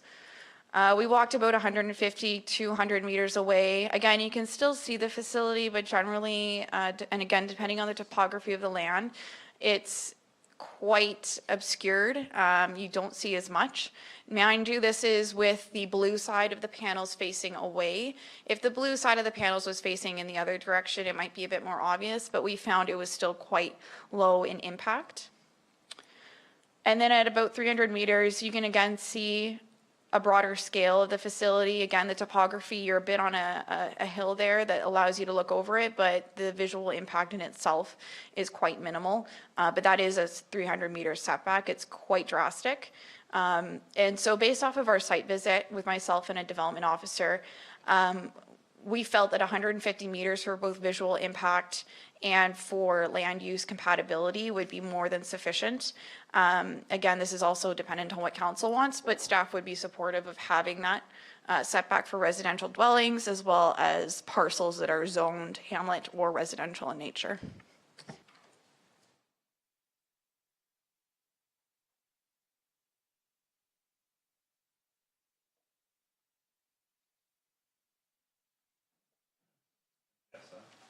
Odessa, the residential dwellings, would they be country residential, hamlet, villages, towns, cities? So the land use districting would be based off of our land use bylaw, so it would be the hamlet residential, and then it would be country residential, which are currently our residential districting, but we didn't say for hamlet commercial or hamlet industrial, just hamlet residential. Okay. So it's a property line, actual line, and it wouldn't be a resident on a quarter section, that a homestead of a farm or something like that. That wouldn't count unless it was subdivided out and there was zoned country residential. No, so the setback regulations that I proposed, it was 300 meters from a residential dwelling, and then also 300 meters from the property line of a residential zoned parcel. So it does include residences that are unsubdivided, that are just a homestead on a quarter section or a parcel of land. Okay. I would have a problem with that because that owner of that resident would be the same owner of the quarter section that is allowing the development in. And I would think that it'd be his discretion, no different than that picture up there. They're parked right in the corner of it. You're supportive of it. I would strictly property lines, zoning, country residential, hamlet residential, villages, cities, towns, whatever. I would disagree with that amendment, as it wouldn't just be the owner of that land, as you could, as a farmstead, could have a home on one quarter as we do, and then the next quarter over, you could have your solar farm. That is not owned by I know that is possible, but hence we have the public hearing to rezone a particular parcel of land, and that concern could be brought up at that individual public hearing, and that particular bylaw, that particular rezoning could be structured in such a way as the outcome of the public hearing. I'm just curious the difference between a farmer that doesn't own the land 100 yards away, 100 meters away, and a country residential 100 meters away. Why are we tiering our residents, no matter the acreage, differently? I'm not tiering them differently. Well, The residential on the quarter is the owner of the land that's having the development, the same person, the same landowner. A country residential is a different landowner. Yeah, but what I'm saying is we could be farming this quarter and our homestead could be on that quarter and our neighbor is putting up a solar farm. Why don't we get a 300-meter setback and the neighbor to the north, say, a country residential gets a 300? They would, as it's currently written. Odessa, is there a way to exclude the landowner of the parcel that's applying for the development from the residential dwelling setback? Or would that be? It's just simple from the land, property line, not from an actual house. And again, I'll say, for the landowner on the other side of the road and has a house there, and he be within the distance of the 300 meters, they come to the public hearing for that particular parcel to get rezoned, and council can decide at that time as if it's too close, setbacks, nobody's happy, doesn't get the rezoning. It's as simple as that. You don't vote for that rezoning. This bylaw doesn't say you have to grant rezoning to everybody that comes in. And the developers know that. developers go out before the public hearing and they notify everybody, they talk to everybody, they try and come to a deal with everybody. So when the bylaw comes in here for public hearing, everybody's happy. And council typically doesn't grant rezoning if the adjacent landowners are unhappy with it. It's just the way it works. That's why I like the public hearing aspect so much. It gives individual control to individual property owners, site-specific. The way we had it before, they could come in for the development permit, they sit here in council and everybody's talking and it's council's direction. There's no public hearing process. The public are out of it. With the redesignation, it gives control, or it gives a voice to the people that own the property adjacently, and they can come in and participate in the public hearing process. That's what it is. That's how come we do the subdivision, so for redesignation for country residential. Feedlots can come in, property adjacent owners come in and they can say, well, we like the farm here, we don't like, we've heard of it all. That gives the people the right, the chance to come in. They also have the availability of being notified with our notification process that somebody's coming in and asking for this. This is a way more transparent process, but to inflict extra controls on it than what's needed, that's where I have the problem.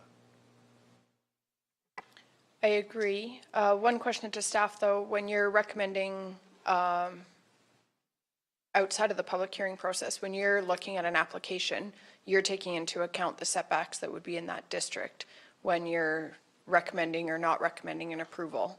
And when I do take into account obviously what I hear in a public hearing, but I'm also cognizant of the setbacks that are in like whether in a district or in our land use bylaw when I'm making those decisions around those applications. So I still think the setbacks are important, as well as the opportunity to hear from the adjacents to the applicant.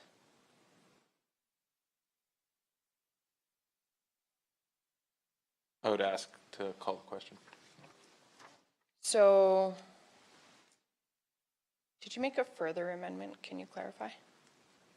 Remind me.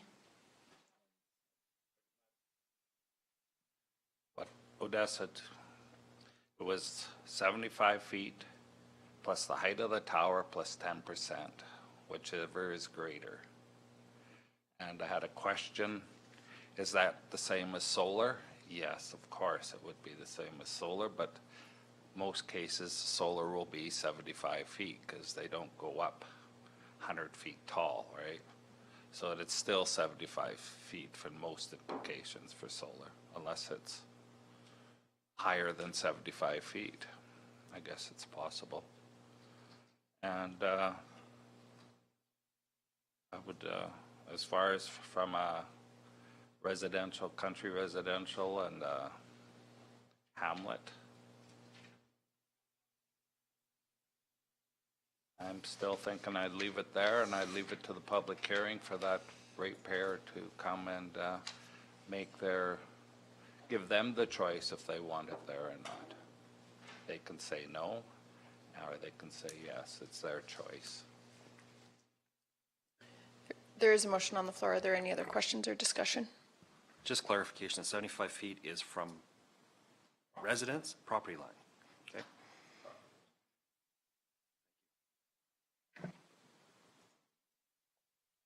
So you would be removing the reference to dwelling in that line below residential setback requirements? You're proposing?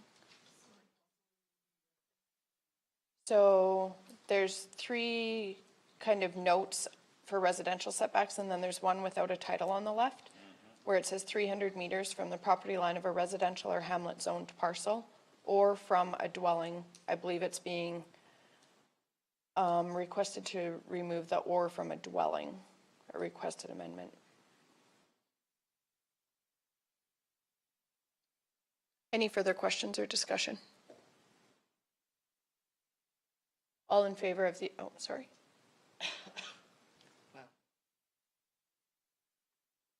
I have a problem with being a residence. I think we still have to protect the residents. And 75 feet, I don't think is enough from a neighbor. I just have a problem with that part of it. I think the residential should be higher. We just seen in Brooks, they had a resident right there and they were in agreement with it. I'm sure if he was not in agreement with it, it probably wouldn't be there that close. Were you able to answer? Sorry, I think we got sidetracked. Through the chair, so the residence, from my understanding, was existing, but they were just supportive of the application. So they didn't actually develop their dwelling there after the fact. They were there prior. And that's what this is intending to address, is existing dwellings on the parcel and also adjacent to them, meaning it can be on the other side, on the other quarter. So I think, yeah, staff, we just want clarity as to where we want to go. And it can be a bit convoluted. We're working with two different renewable developments here. Solar seems to be a bit more consistent, but with WEX, because of the height component, it does mean that there is maybe greater setbacks that have been drafted here in place. So moving forward, if we were to get rid of or from a dwelling on the last section for residential, then it would conflict with the one above it for 2,500 feet from the property line of a residential or hamlet zone parcel for WEX category 2. I think we should maybe get some consistency between those two. If we just want to make it one setback, if we're going to change it, I think one setback would be appropriate for both. If we want to just do 300 meters or 75 feet plus height of tower plus 10%, that might help. I would like it all the same. All the same? But I believe, is there not legislation Yeah. for flicker and how close turbines can be to residences? I don't know exactly what it is, but I'm pretty sure there used to be. I don't know if it's current or not. The flicker determines how close the turbine can be to a residence. I think the AUC requirements right now with that Rule 12, it's a noise setback is what it's based on. From when I was reading, I believe that's how they do the residential setbacks. But there's a flicker area for every turbine. That's where the sun shines through, and you can only have a certain amount of percent. And I don't know how close you can be. I don't know. But it doesn't matter what the county says, that rule has to be followed. Because also in a development permit, all applicable provincial and federal rules have to apply. So to get a turbine within 100 or 75 feet of a residence just won't happen. It just won't happen because of preceding overarching guidelines, right? So to make our bylaw consistent, I would do it consistently. I can't tell you for every turbine position what the setback's going to be. It's not going to be determined by a measuring stick. For where it's planted, it's going to be determined by the provincial rules for the flickering and the sun and the hill and the topography of the land. That's what's going to determine it. That is So- one consideration, but like in other bylaw considerations that we have done, there are times where we have exceeded the provincial regulations or the provincial laws because of considerations for our local ratepayers. And they can do that for the individual public hearing that comes. Odessa, were you able to speak to whether or not we can differentiate for the actual landowner residence versus an adjacent? Because I see what Deputy Reeve Kester is saying. If you're the landowner and you're agreeing to the, or like actually in contract with the developer, to me that is a different situation than a residence that's on an adjacent parcel. I just don't know from a bylaw. I think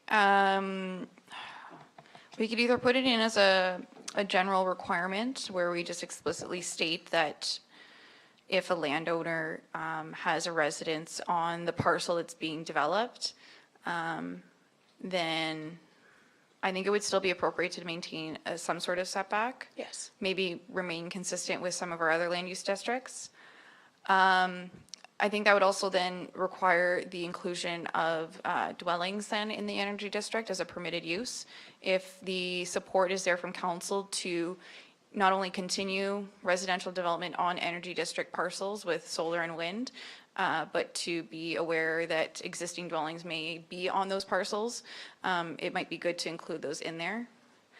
I think staff would have to kind of sit back and determine appropriate wording for it. I can't do it at the top of my head at the moment. I think that's something to play around with, but to remain consistent with what's currently in our land use bylaw.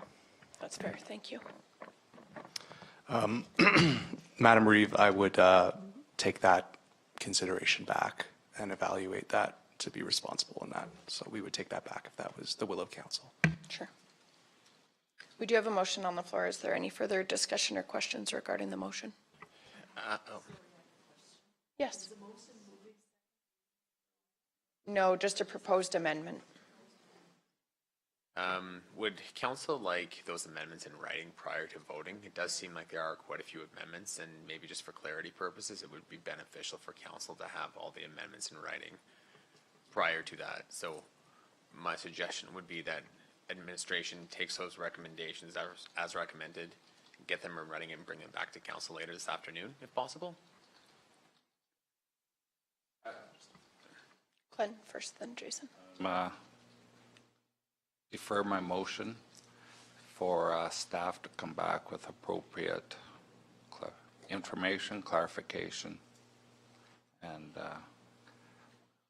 I'll defer my motion till such a time as staff has had a time to evaluate the comments. And whenever they feel comfortable, come back. I'm fine with that. Councillor Wilson. The correct way to go through with calling question would be that is a special motion that is allowed to be proposed while there's a motion on the floor, that we debate that motion. And then if we vote in favor of calling the question to previous motion of Glenn's amendment. And so I will be calling that special motion, call the question on Glenn's motion. Without having it. Without having it back. Then we should vote on, you're putting that motion on the floor? So if you call the question, you vote on it. Does that preclude my tabling motion? No, I believe the tabling motion is a higher order motion. It precludes all other motions. I am pretty sure. I used to have a time thing. I can look it up if you want. Tabling motion is to table it to a later time, later point in the day, usually for reconsideration, because something much more important is coming up that you can't continue the discussion, but it's usually set for the later in the day.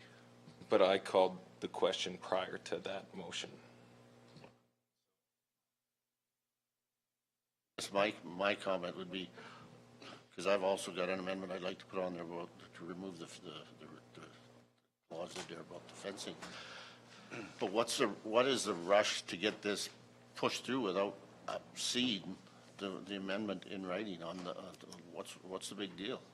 If staff needs time to go through it, put it together so that we've got something in writing that we know what we're voting on. Makes more sense to me than assuming that they understand what we're talking about. My interpretation is that the current proposed amendment is quite clear. It's simply replacing where we see 300 meters with 75 feet and removing the term or from a dwelling.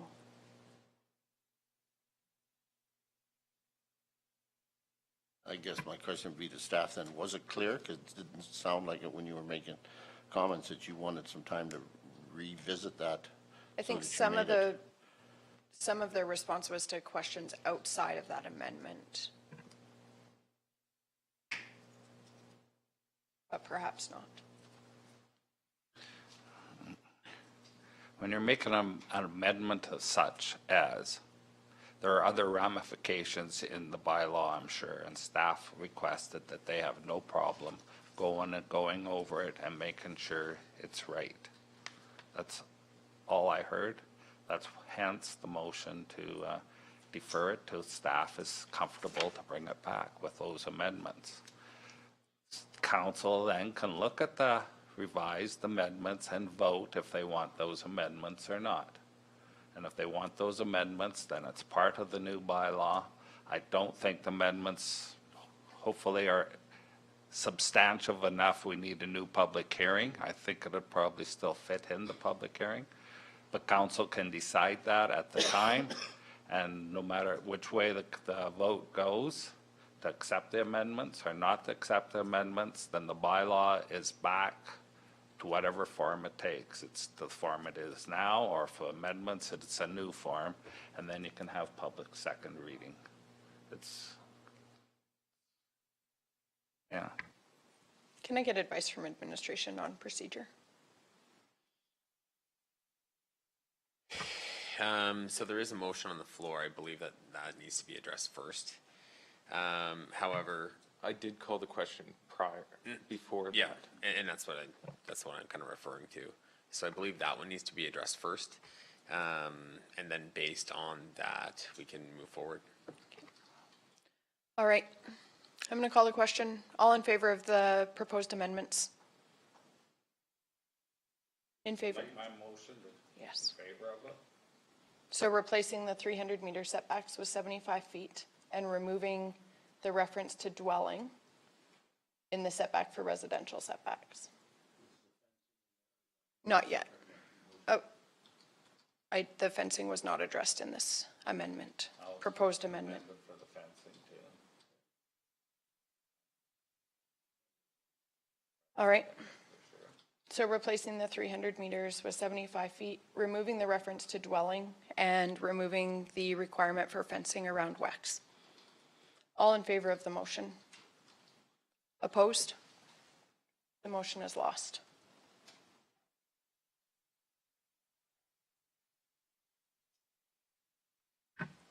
What I am wondering is if we might, further to the discussion around tabling this, I'm cognizant that our 11 o'clock appointment is here. If we could put this back with staff to take into consideration the discussion that occurred today. What are you tabling? There's no Okay. Okay.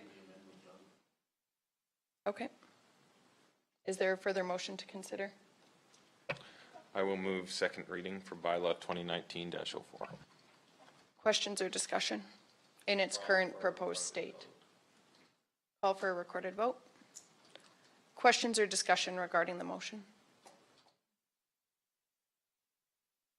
Through the chair. So I just wanted to clarify, if this does go through second reading, I did recommend some options in here for including the definition of turbine height, as well as amending the residential setback requirements to remain consistent with what was put in the site regulations. It's just a little wonky, so I wanted to make sure that was considered, and if council does want to approve it. It doesn't change the setbacks, it's just for clarity. As well as clarifying how the setback parameters would be from the vertical projection of the turbine arc or from the base of the turbine. I wanted to see if there was any preference for that. As well as clarity on redesignation and the requirement for subdivision. I know there was some discussion, and I know there is a bit of a debate on whether subdivision should occur for the entire parcel or only a portion of the parcel that would have the development on it. Staff is not in favor of subdivision, mainly because it does result in fragmentation of land and the difficulty of decommissioning the lands afterwards. But we would like to know for sure if that is a consideration, so then we can amend the special requirement section of the energy district to reflect that. If redesignation and subdivision, or just redesignation.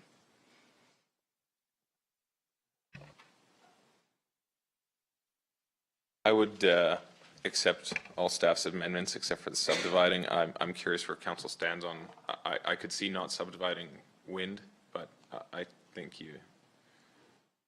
think I would want solar to be subdivided, as it is a larger parcel and ground. It needs access, whereas you're gonna have wind turbines all over sections and sections and sections.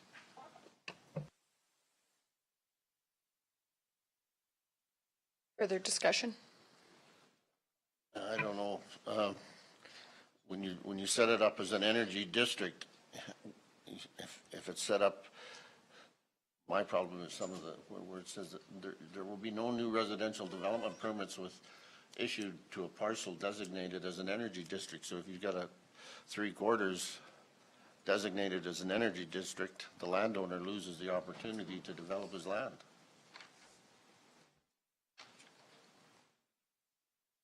The only way he can do that is by subdivide it. For him to maintain some control over his land is to subdivide each and every one of those wind towers.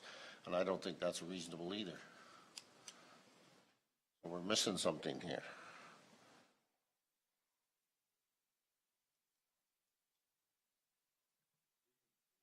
Take, I think it's 4 and 5 out, or 5 and 6, I think it is. 4 and 5. 4 and 5. Yeah. I'm fine with that.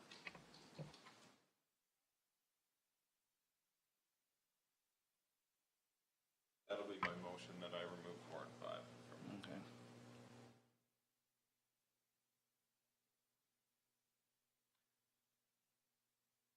I've voiced my concerns before over subdivision because of fragmentation of farmland. Subdivision doesn't fragmentate farmland, the use of the land fragments it.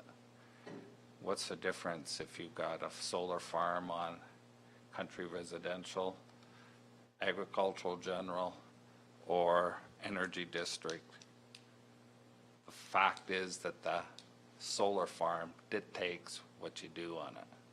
That's fragmented the farmland. The rest is just words and posturing. There was a time, that's enough.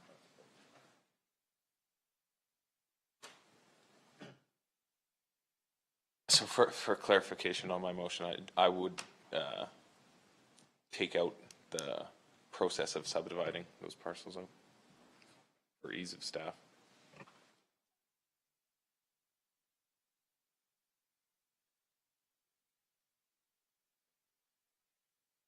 There's a motion on the floor. Is there any further discussion or questions?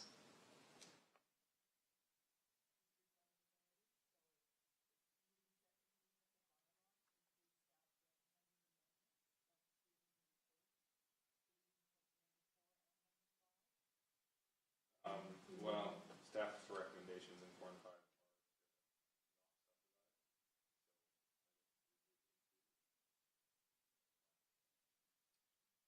84.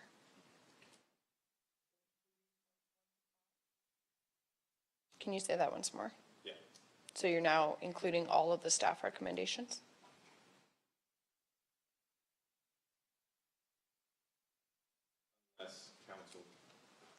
Unless council doesn't think that's restricting.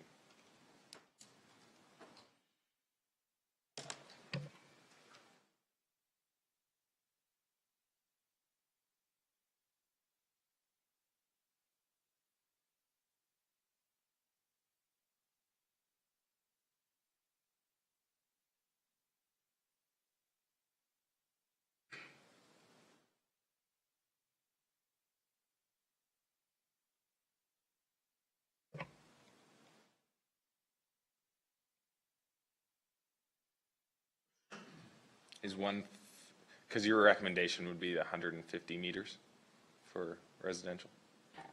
Through the chair, Just yes. for- yeah. Based off of our observations, 150 is recommended by staff.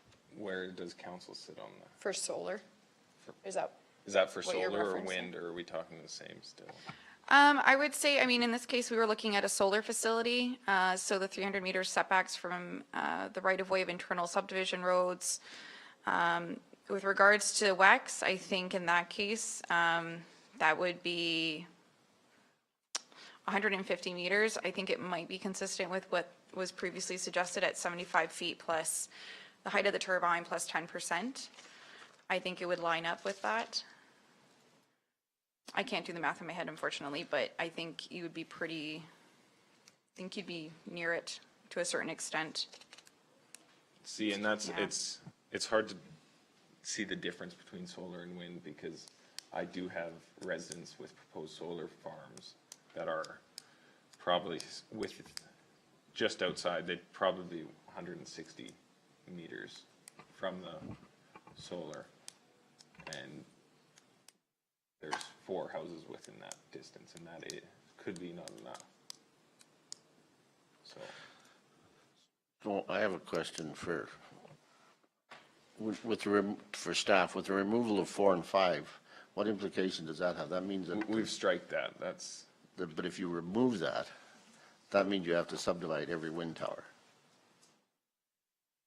Put a If you want subdivision further around it development. of an acre, that each one would have to be subdivided an acre of, so it'd be a separate title. I don't agree with that either. That's not what we're looking at doing. That doesn't make sense either. Makes absolutely no sense. So the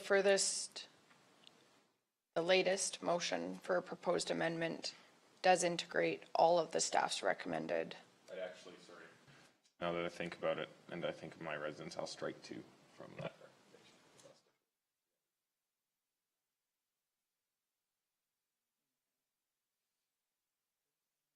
Through the chair, just to provide clarity, the number 2 is just for in the general requirements section, just to remain consistent with the recommended. It's not for the 300 or 150 meter setback. That would be completely separate from what staff recommended in here.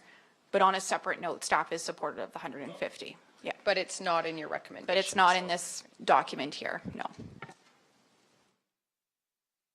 Then I'll move. Yeah. Sorry. There's a lot of, I'll just move the staff recommendations with my motion.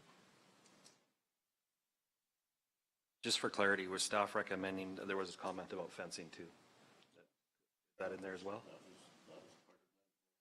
I understand, but staff recommend. That is there was some not addressed discussion. in your recommendations. Can we have that? Through the added? chair, no, but staff did recommend, based off of the comments from developers, that we would recommend removing that if you wanted to make it part of your motion as well. Are you making amendments? If you would accept the amendment to include the reduction of the fencing Yes, for the I will. press, for the wind. Now, do we feel that these are significant enough changes that we want to see them in writing before we vote? Or do we understand all of the implications of the staff recommendations and what effect that will have on the energy district bylaw?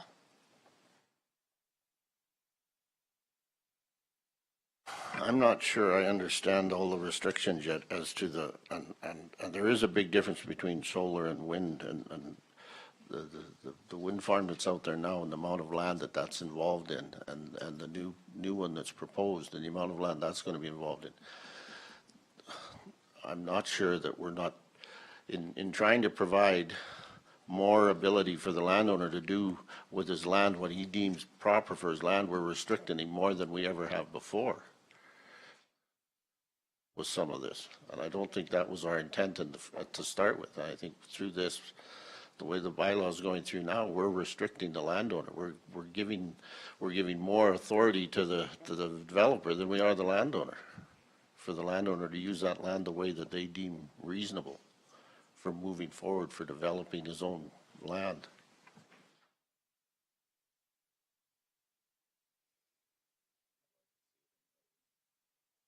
Just because it's not extremely finite recommendations, like, so procedurally, we could ask staff to bring back the bylaw with the proposed amendments for consideration. Through the chair, that's correct. I can write something up and bring it back later this afternoon if that's fine with council. That would be great. So we'll table the motion.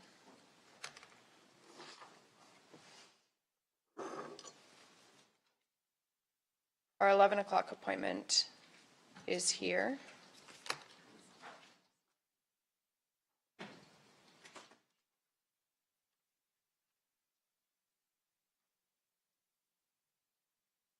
Can I just ask admin, do I need to do anything with the public hearing procedures with going into, we can just continue in regular council and then go back to the, Continue regular council. I believe you would close the public hearing. Yeah, and then we're just in the bylaw. and we can just go back to the other public hearings following this? Yes, that's correct. Excellent, thank you. Good morning. Welcome.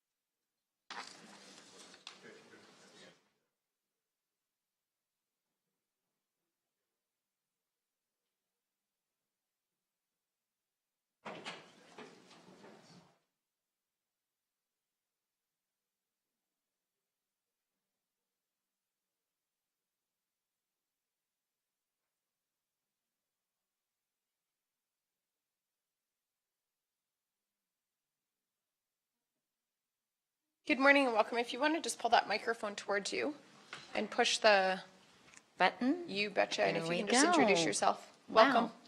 Thank you. It's great to see all of you again. I'm Glenda Farndon, the Senior Municipal Relations Liaison with STARS. And I'm here to bring you your annual update. And to formally thank you once again for continuing to be one of our vital partners in saving lives. So, you know, this year is going to mark that STARS has been serving Southern Alberta for 35 years. Pretty amazing. And I think that it's always important as we go forward with some new and exciting challenges, it's always important to remember where we came from. If I can get my buttons to work. Maybe not. Okay, let's try this. No. Spacebar? Oh, thank you. Everything's different.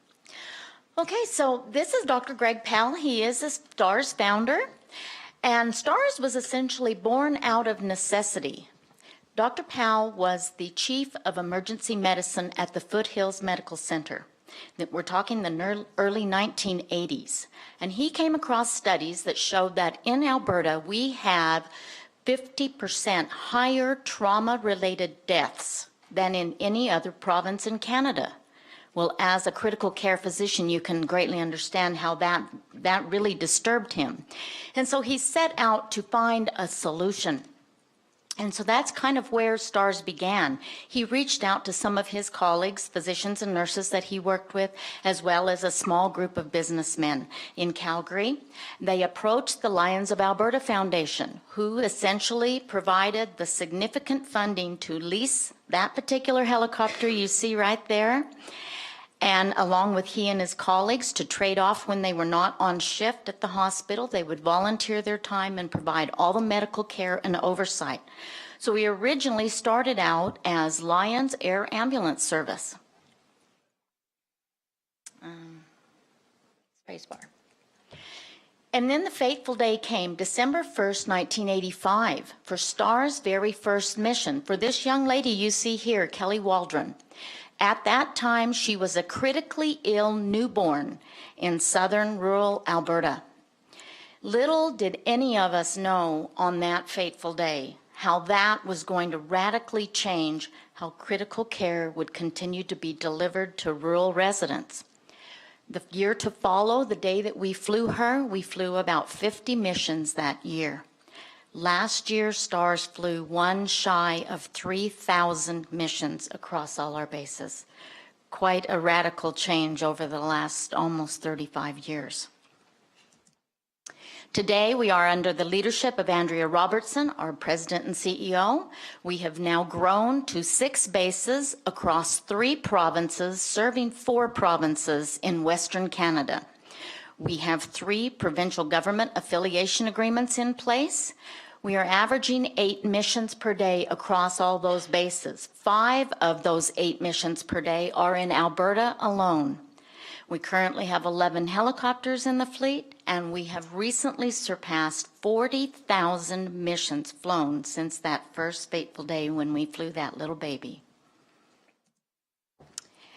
You know, there's also the critical care side of things with training, and we have the critical care motorhome that goes around to all the different rural communities so that we can bring critical care training to your rural medical personnel. It's really important, especially for the smaller rural communities, because you do not have enough physicians and nurses to be able to leave your community defenseless while they go away for training. So we're able to bring that training right to your communities. So last year we did outreach and safety and landing zone training with several of your fire departments, Standard, Carsland, and Gleason, as well as we were able to bring some trauma training with your Strathmore EMS.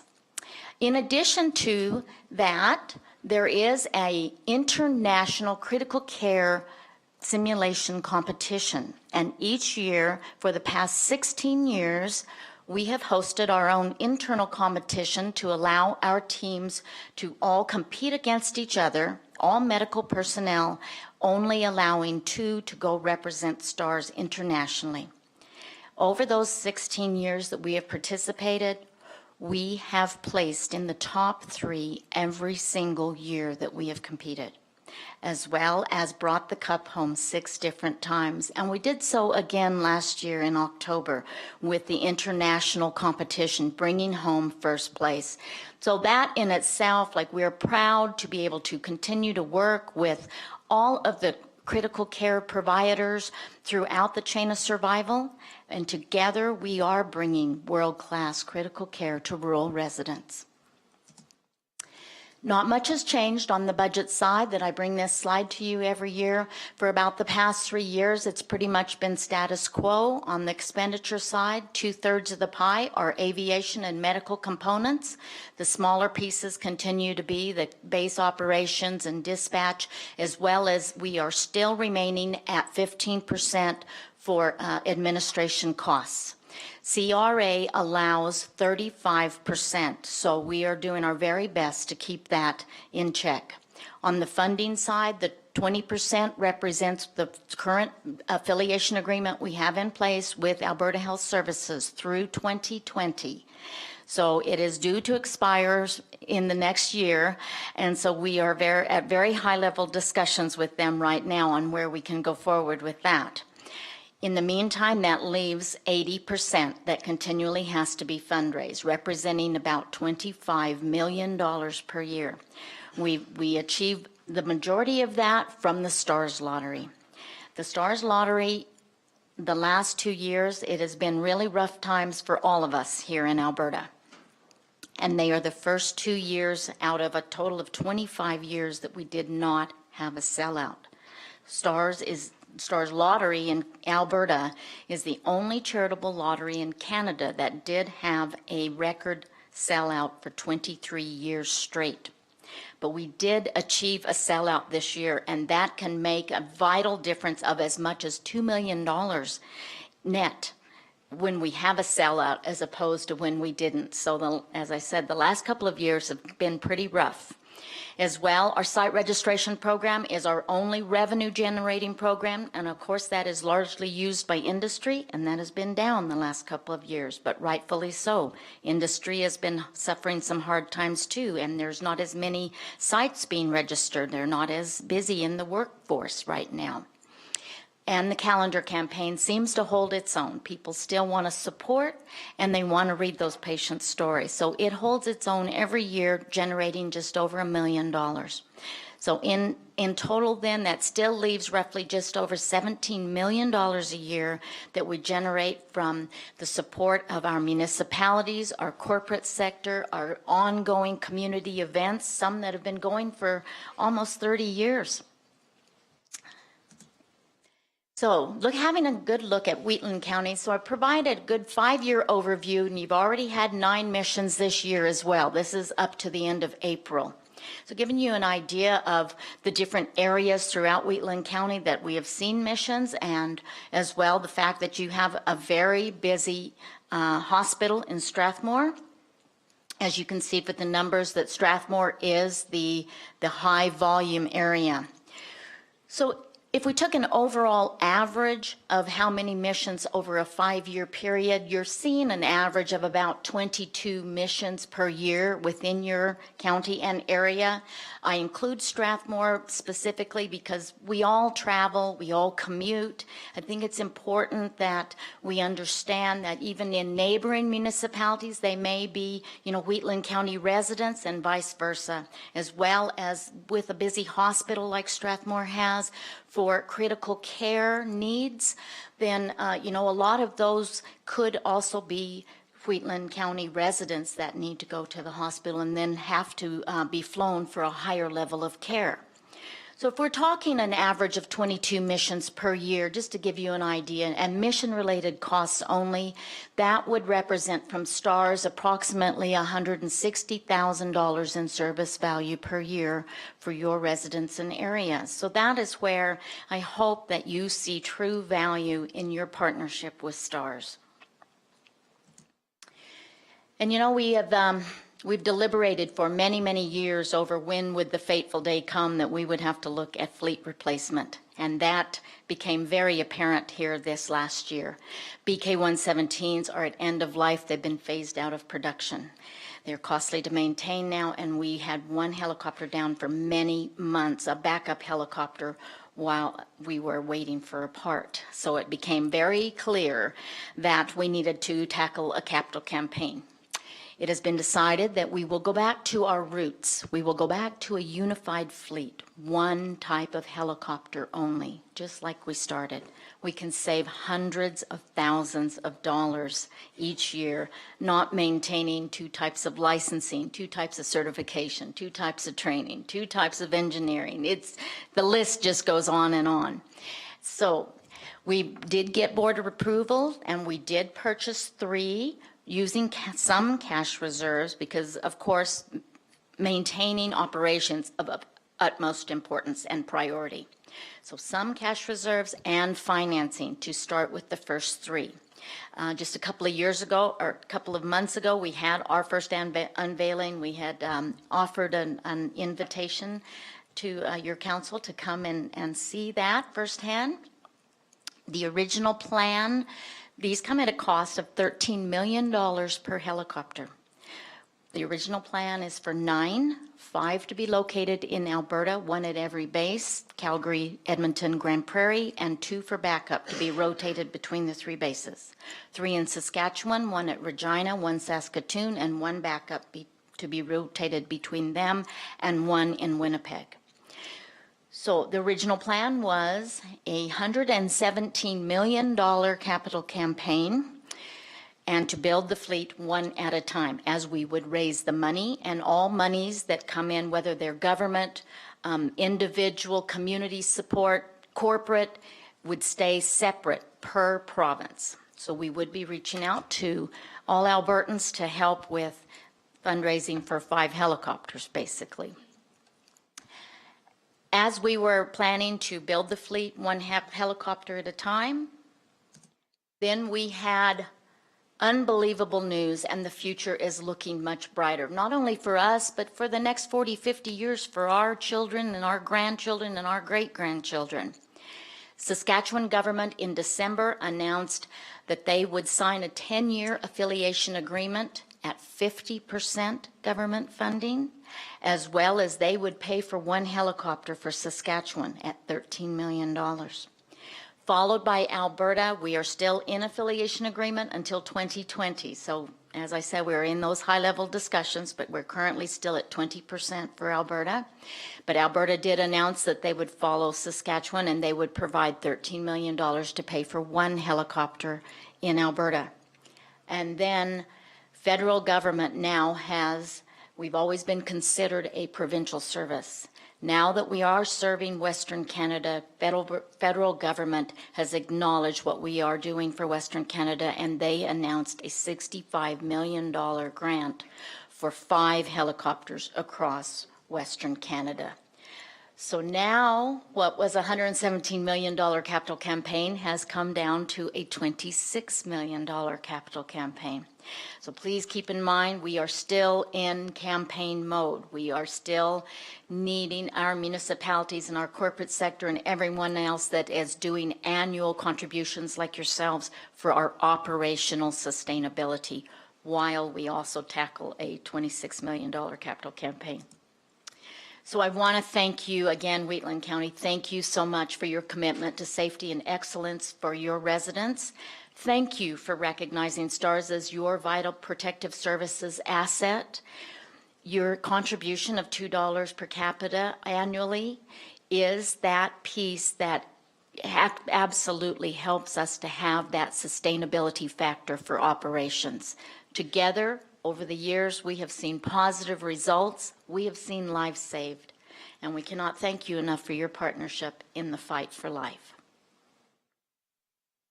Thank you for your presentation. We appreciate the service, and we know it makes a real difference for our residents in Wheatland County, so thank you. Thank you. Does anybody have any questions?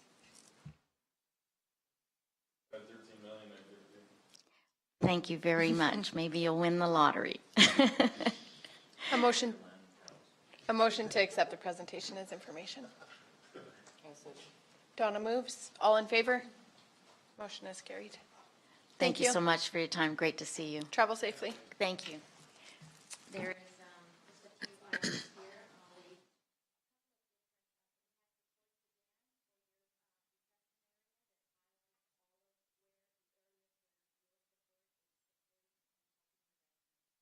Excellent. Thank you.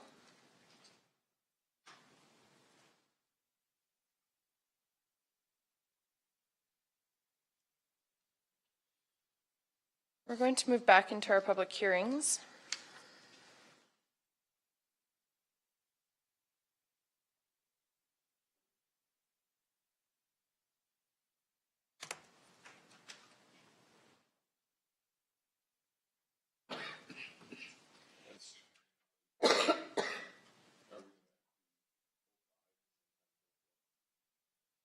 I think it's quite separate. Yeah, it is. I'm okay with. Yeah, I think we'll open the public hearing for bylaw 2019-05 because it is independent of the large-scale bylaw.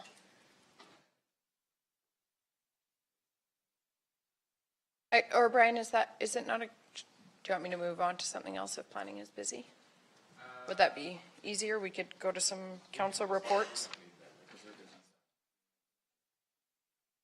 We could move to council reports and go back to the bylaws after. If I may, we did pass all the Speargrass Community Boulevard crescents without staff the last time. They did one. We just did first reading, but yeah.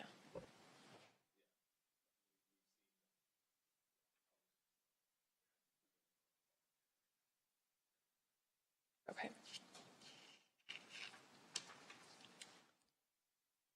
We will open the public hearing for bylaw 2019-05.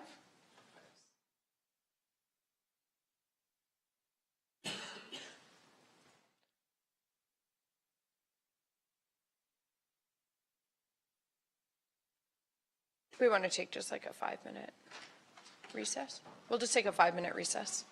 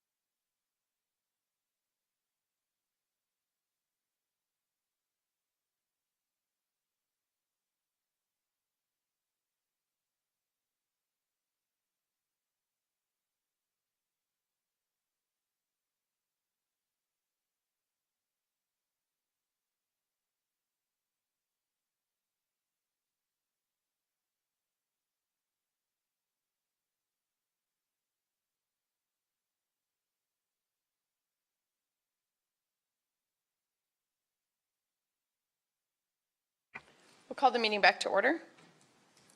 We will open public hearing for bylaw, well, I think we already did, for 2019-05.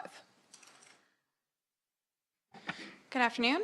So this is for a public hearing of bylaw 2019-05 to amend the land use bylaw under the general regulations, definitions, development permits not required, landscaping, fencing, and screening, and specific use regulations in land use districts for microgeneration solar and wind projects. Recommendation from staff is the public hearing proceed. The intent of this application is to address further site regulations and amendments to the land use bylaw as it speaks to small-scale solar and wind projects in Wheatland County, those specifically occurring on dwellings or accessory structures in a number of the districts under our land use bylaw. The specific parts are further listed under the relevant policy and practices. And as part of this, circulation was done. However, we did not receive any comments or concerns from the public with regards to this application. If you have any questions, please let me know. Thank you. Thank you. Is there anybody from the public who would like to speak for the bylaw, the draft bylaw? Anybody with concerns or in opposition? Any final comments from staff? At this time, sorry. Go ahead.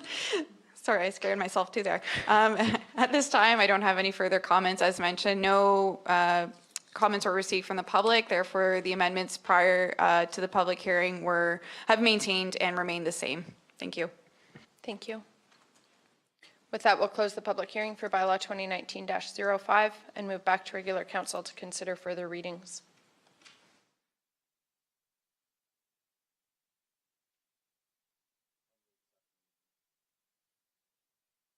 Deputy Reeve Kester has moved second reading. Is there any questions or discussion?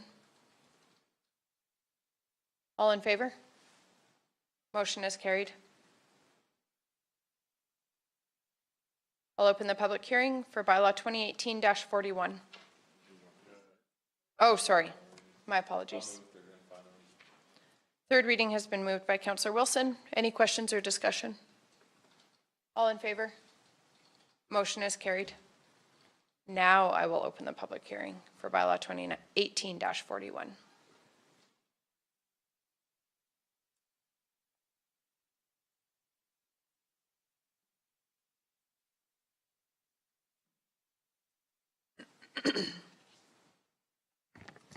Good morning.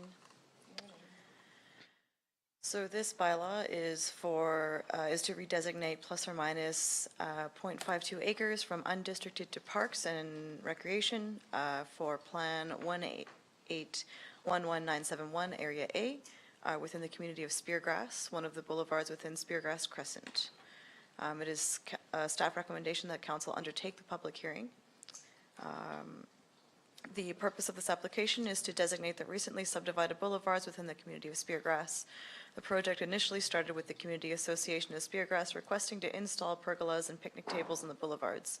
Council directed administration to proceed with the road closure bylaw for the 4 boulevards and to bring back the request for the pergolas and picnic tables once it had been completed. The association brought back the request prior to the completion of the road closure bylaw in order to have the pergolas installed in time for Canada Day celebrations. The request was granted and the pergolas and benches are still on the boulevards. The road closures were completed in late 2018. As such, the parcels are currently undesignated. The association would like to install fire pits, play equipment, ice surfaces, more picnic tables, and to keep some of the green space for parks. The district best suited for these uses is the Parks and Rec District. However, as Speargrass isn't officially designated a hamlet, the minimum setback for the Parks and Rec District make it impossible to construct anything on these parcels without going to MPC for variance. Staff brought forward bylaw 2019-09 to include Speargrass in the definition for hamlet in the PR district to address this issue. It was given third reading April 2nd. The proposed amendment aligns with a variety of applicable statutory and non-statutory plans in the community. The SSRP speaks to enhancing the quality of life through increased opportunities for recreation. The RGMS identifies Speargrass as a growth node, explaining the supply of soft infrastructure such as parks and open space are a requirement for growth. The Vulcan Intermunicipal Development Plan is generally satisfied.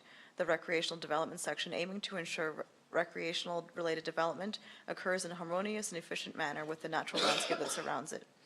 The municipal development plan encourages growth in existing communities, mixing land uses, nurturing engaged citizens, and fostering a unique community identity. The Speargrass ASP's policies and objectives outline Speargrass as a recreational settlement. Parks such as the ones proposed were planned throughout this policy area. The proposed amendments will have to align with the Land Use Bylaw 2016-01 Park and Recreation District, including setback distances and permitted and discretionary uses. Adjacent landowners within a mile of the proposed redesignation were circulated. No comments were received. No concerns were raised except by external agencies, and the county's development services concern regarding the setbacks has been addressed. The relevant policies are the South Saskatchewan Regional Plan, the Regional Growth Management Strategy, the Vulcan ITP, the Municipal Development Policies, Speargrass ASP, and the Land Use Bylaw. And I will just scroll down to the map. So this is Area A District. This is the location for it, and an aerial imagery. And that concludes my presentation. Thank you. Is there any member of the public that would like to speak for the bylaw, proposed bylaw? Anybody with any concerns? Any final comments from staff? Thank you. With that, I'll close the public hearing for bylaw 2018-41. We're just going to do the public hearings for the four Speargrass bylaws concurrently, and then we'll address second and third reading following that, if council's all right with that. I'll open the public hearing for bylaw 2018-42. So this one is to redesignate plus or minus 0.07 acres from undistricted to Parks and Rec, Plan 1811971, Area B. And the issues and concepts defined are as previous, so I will just scoot down to the maps. So this is the boulevard off of Speargrass Close. That is the location. And that is the aerial imagery. Thank you. Thank you. Is there anybody who would like to speak in favor of the proposed bylaw? Anybody with concerns? Any final staff comments? With that, I will close the public hearing for bylaw 2018-42. We will open the public hearing for bylaw 2018-43. Bylaw 2018-43 is to redesignate plus or minus 0.59 acres from undistricted to Parks and Recreation, Plan 1811971, Area C.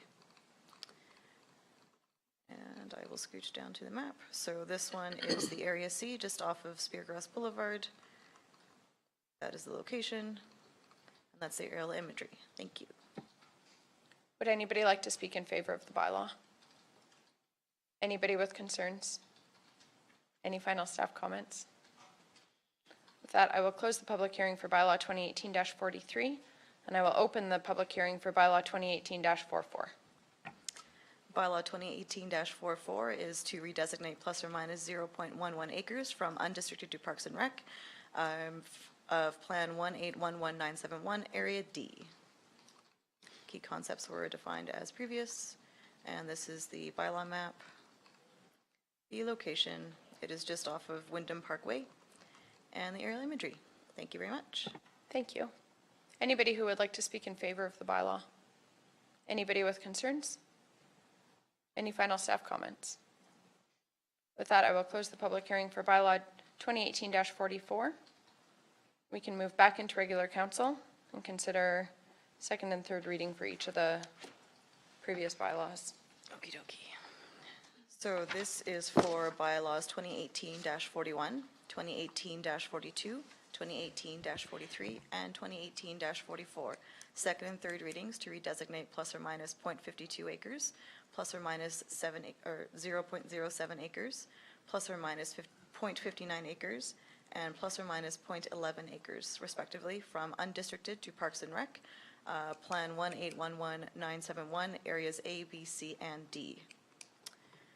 It is recommended that council grant second and third readings to bylaws 2018-41, 42, 43, and 44 to redesignate 1811971 area A, B, C, and D. That council give second and third reading to them. Thank you. Thank you. I'll move that bylaw 2018-41 be given second reading. Any questions or discussion? All in favor? Motion is carried. I'll move that bylaw 2018-41 given third reading. Any questions or discussion? All in favor? Motion is carried. I'll move that 2018-42 be given second reading. Questions or discussion? All in favor? Motion is carried. I'll move that bylaw 2018-42 be given third reading. Questions or discussion? All in favor? Motion is carried. I'll move that bylaw 2018-43 be given second reading. Questions or discussion? All in favor? Motion is carried.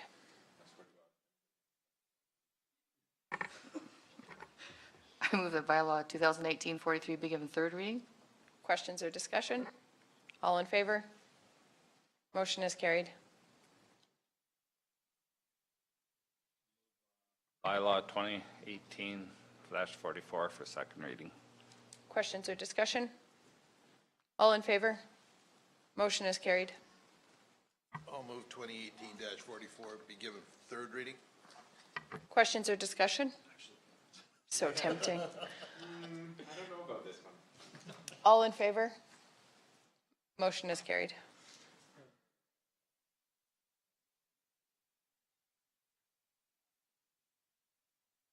We have a request for decision for bylaw 2017-44.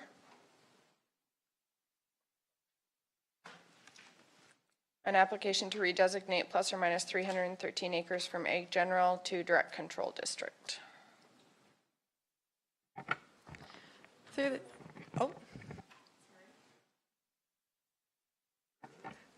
the chair, thank you. So this is first reading for bylaw 2017-44.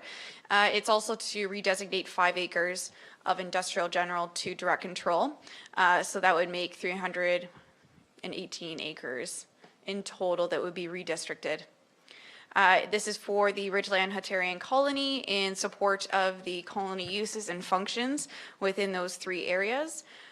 They do incorporate 3 different parcels with the intents for the colony to use all 3 of those for future development. Staff is recommending that first reading be granted with the motion for public hearing to be scheduled for June 4th, 2019 at 9 a.m. This is a little bit of a tighter schedule for public hearing, but unfortunately due to council dates, my availability in July and then moving into the council break, it is a little bit earlier just to make sure this isn't elongated out further than necessary. However, staff is open if council does want to push it to another date, and I can let you know if I'm available. So otherwise, June 4th is the proposed public hearing, and I'm just going to pull up the area map here. Otherwise, thank you. Just to confirm that public hearing date allows for the appropriate notifications. It does. It'll be for about 3 weeks. Worst case is on that day we get letters just kind of leading up to it, but it should be more than enough. It'll be tight, but it'll be more than enough. Thank you. Consideration for first reading. Ben has moved. Questions or discussion? All in favor? Opposed? Motion is carried. Motion for a public hearing. For bylaw 2017-40, scheduled for June 4th, 2019 at 9 o'clock. Wheatland County Chambers. Any questions or discussion?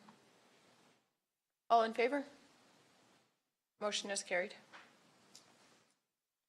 There's a request for decision regarding a subdivision time extension request for SD 2016-17.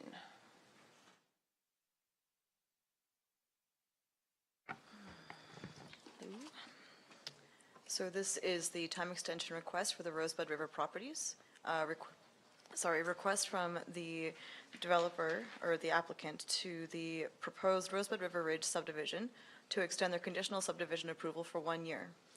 The new date that the conditional subdivision approval will be valid for is May 8th, 2020, if approved by council. It's staff recommendation that council approve the subdivision time extension request for SD 2016-17. On May 8th, 2018, the Municipal Planning Commission conditionally approved the Rosebud River Ridge subdivision application, SD 2016-17, subject to 31 conditions and subconditions that needed to be completed prior to endorsement. These conditions are attached to this report.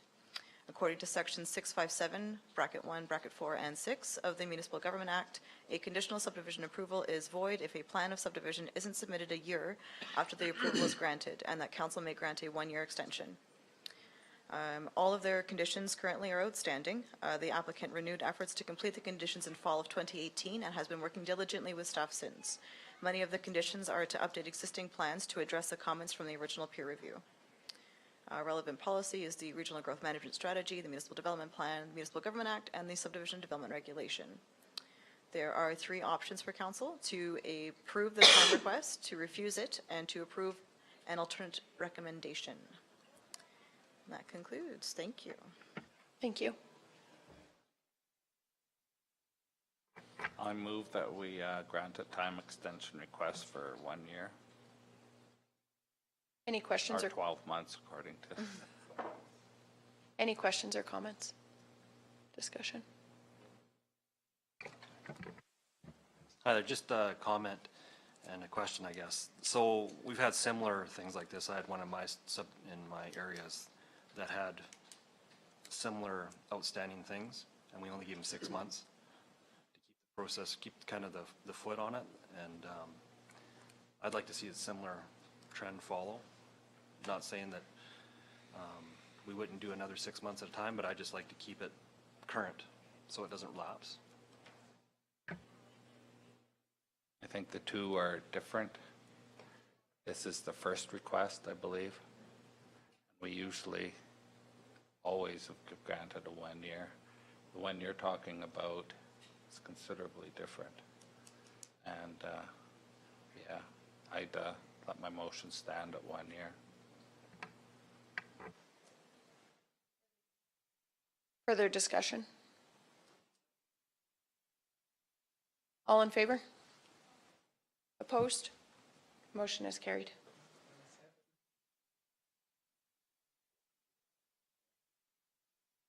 There's a request for decision regarding another subdivision time extension request.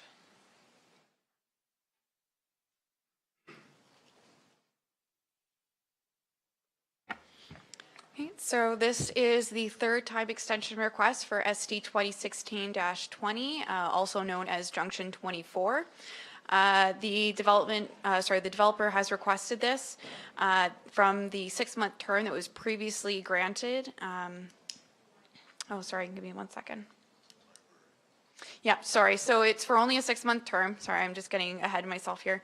The proposal is for 6 months, and that would bring them up to November 16, 2019. The current deadline is for May 16th, so this is their last opportunity in order to do so. It was originally approved, which was approved on November 6, 2018 of last year. In this case, they have again been working diligently with staff. There's only a few minor items left that are due that would typically be done near the end of the endorsement. So staff believe that a 6-month extension should be more than enough time and sufficient to meet those requests. Seeing as it is their third request, we're hoping that this will finalize the application. And based off of what we've been doing so far, I think that would be staff's recommendation as well. So our recommendation is to approve a 6-month time extension for SD 2016-20. And, where is it? There we go. And that would go up to November 16th, 2019. Thank you. Thank you. Any questions?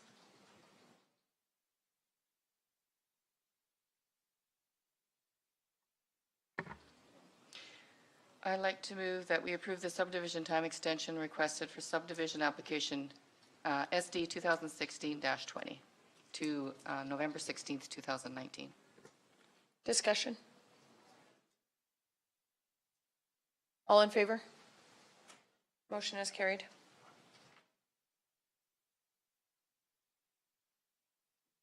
We will recess until 1 o'clock.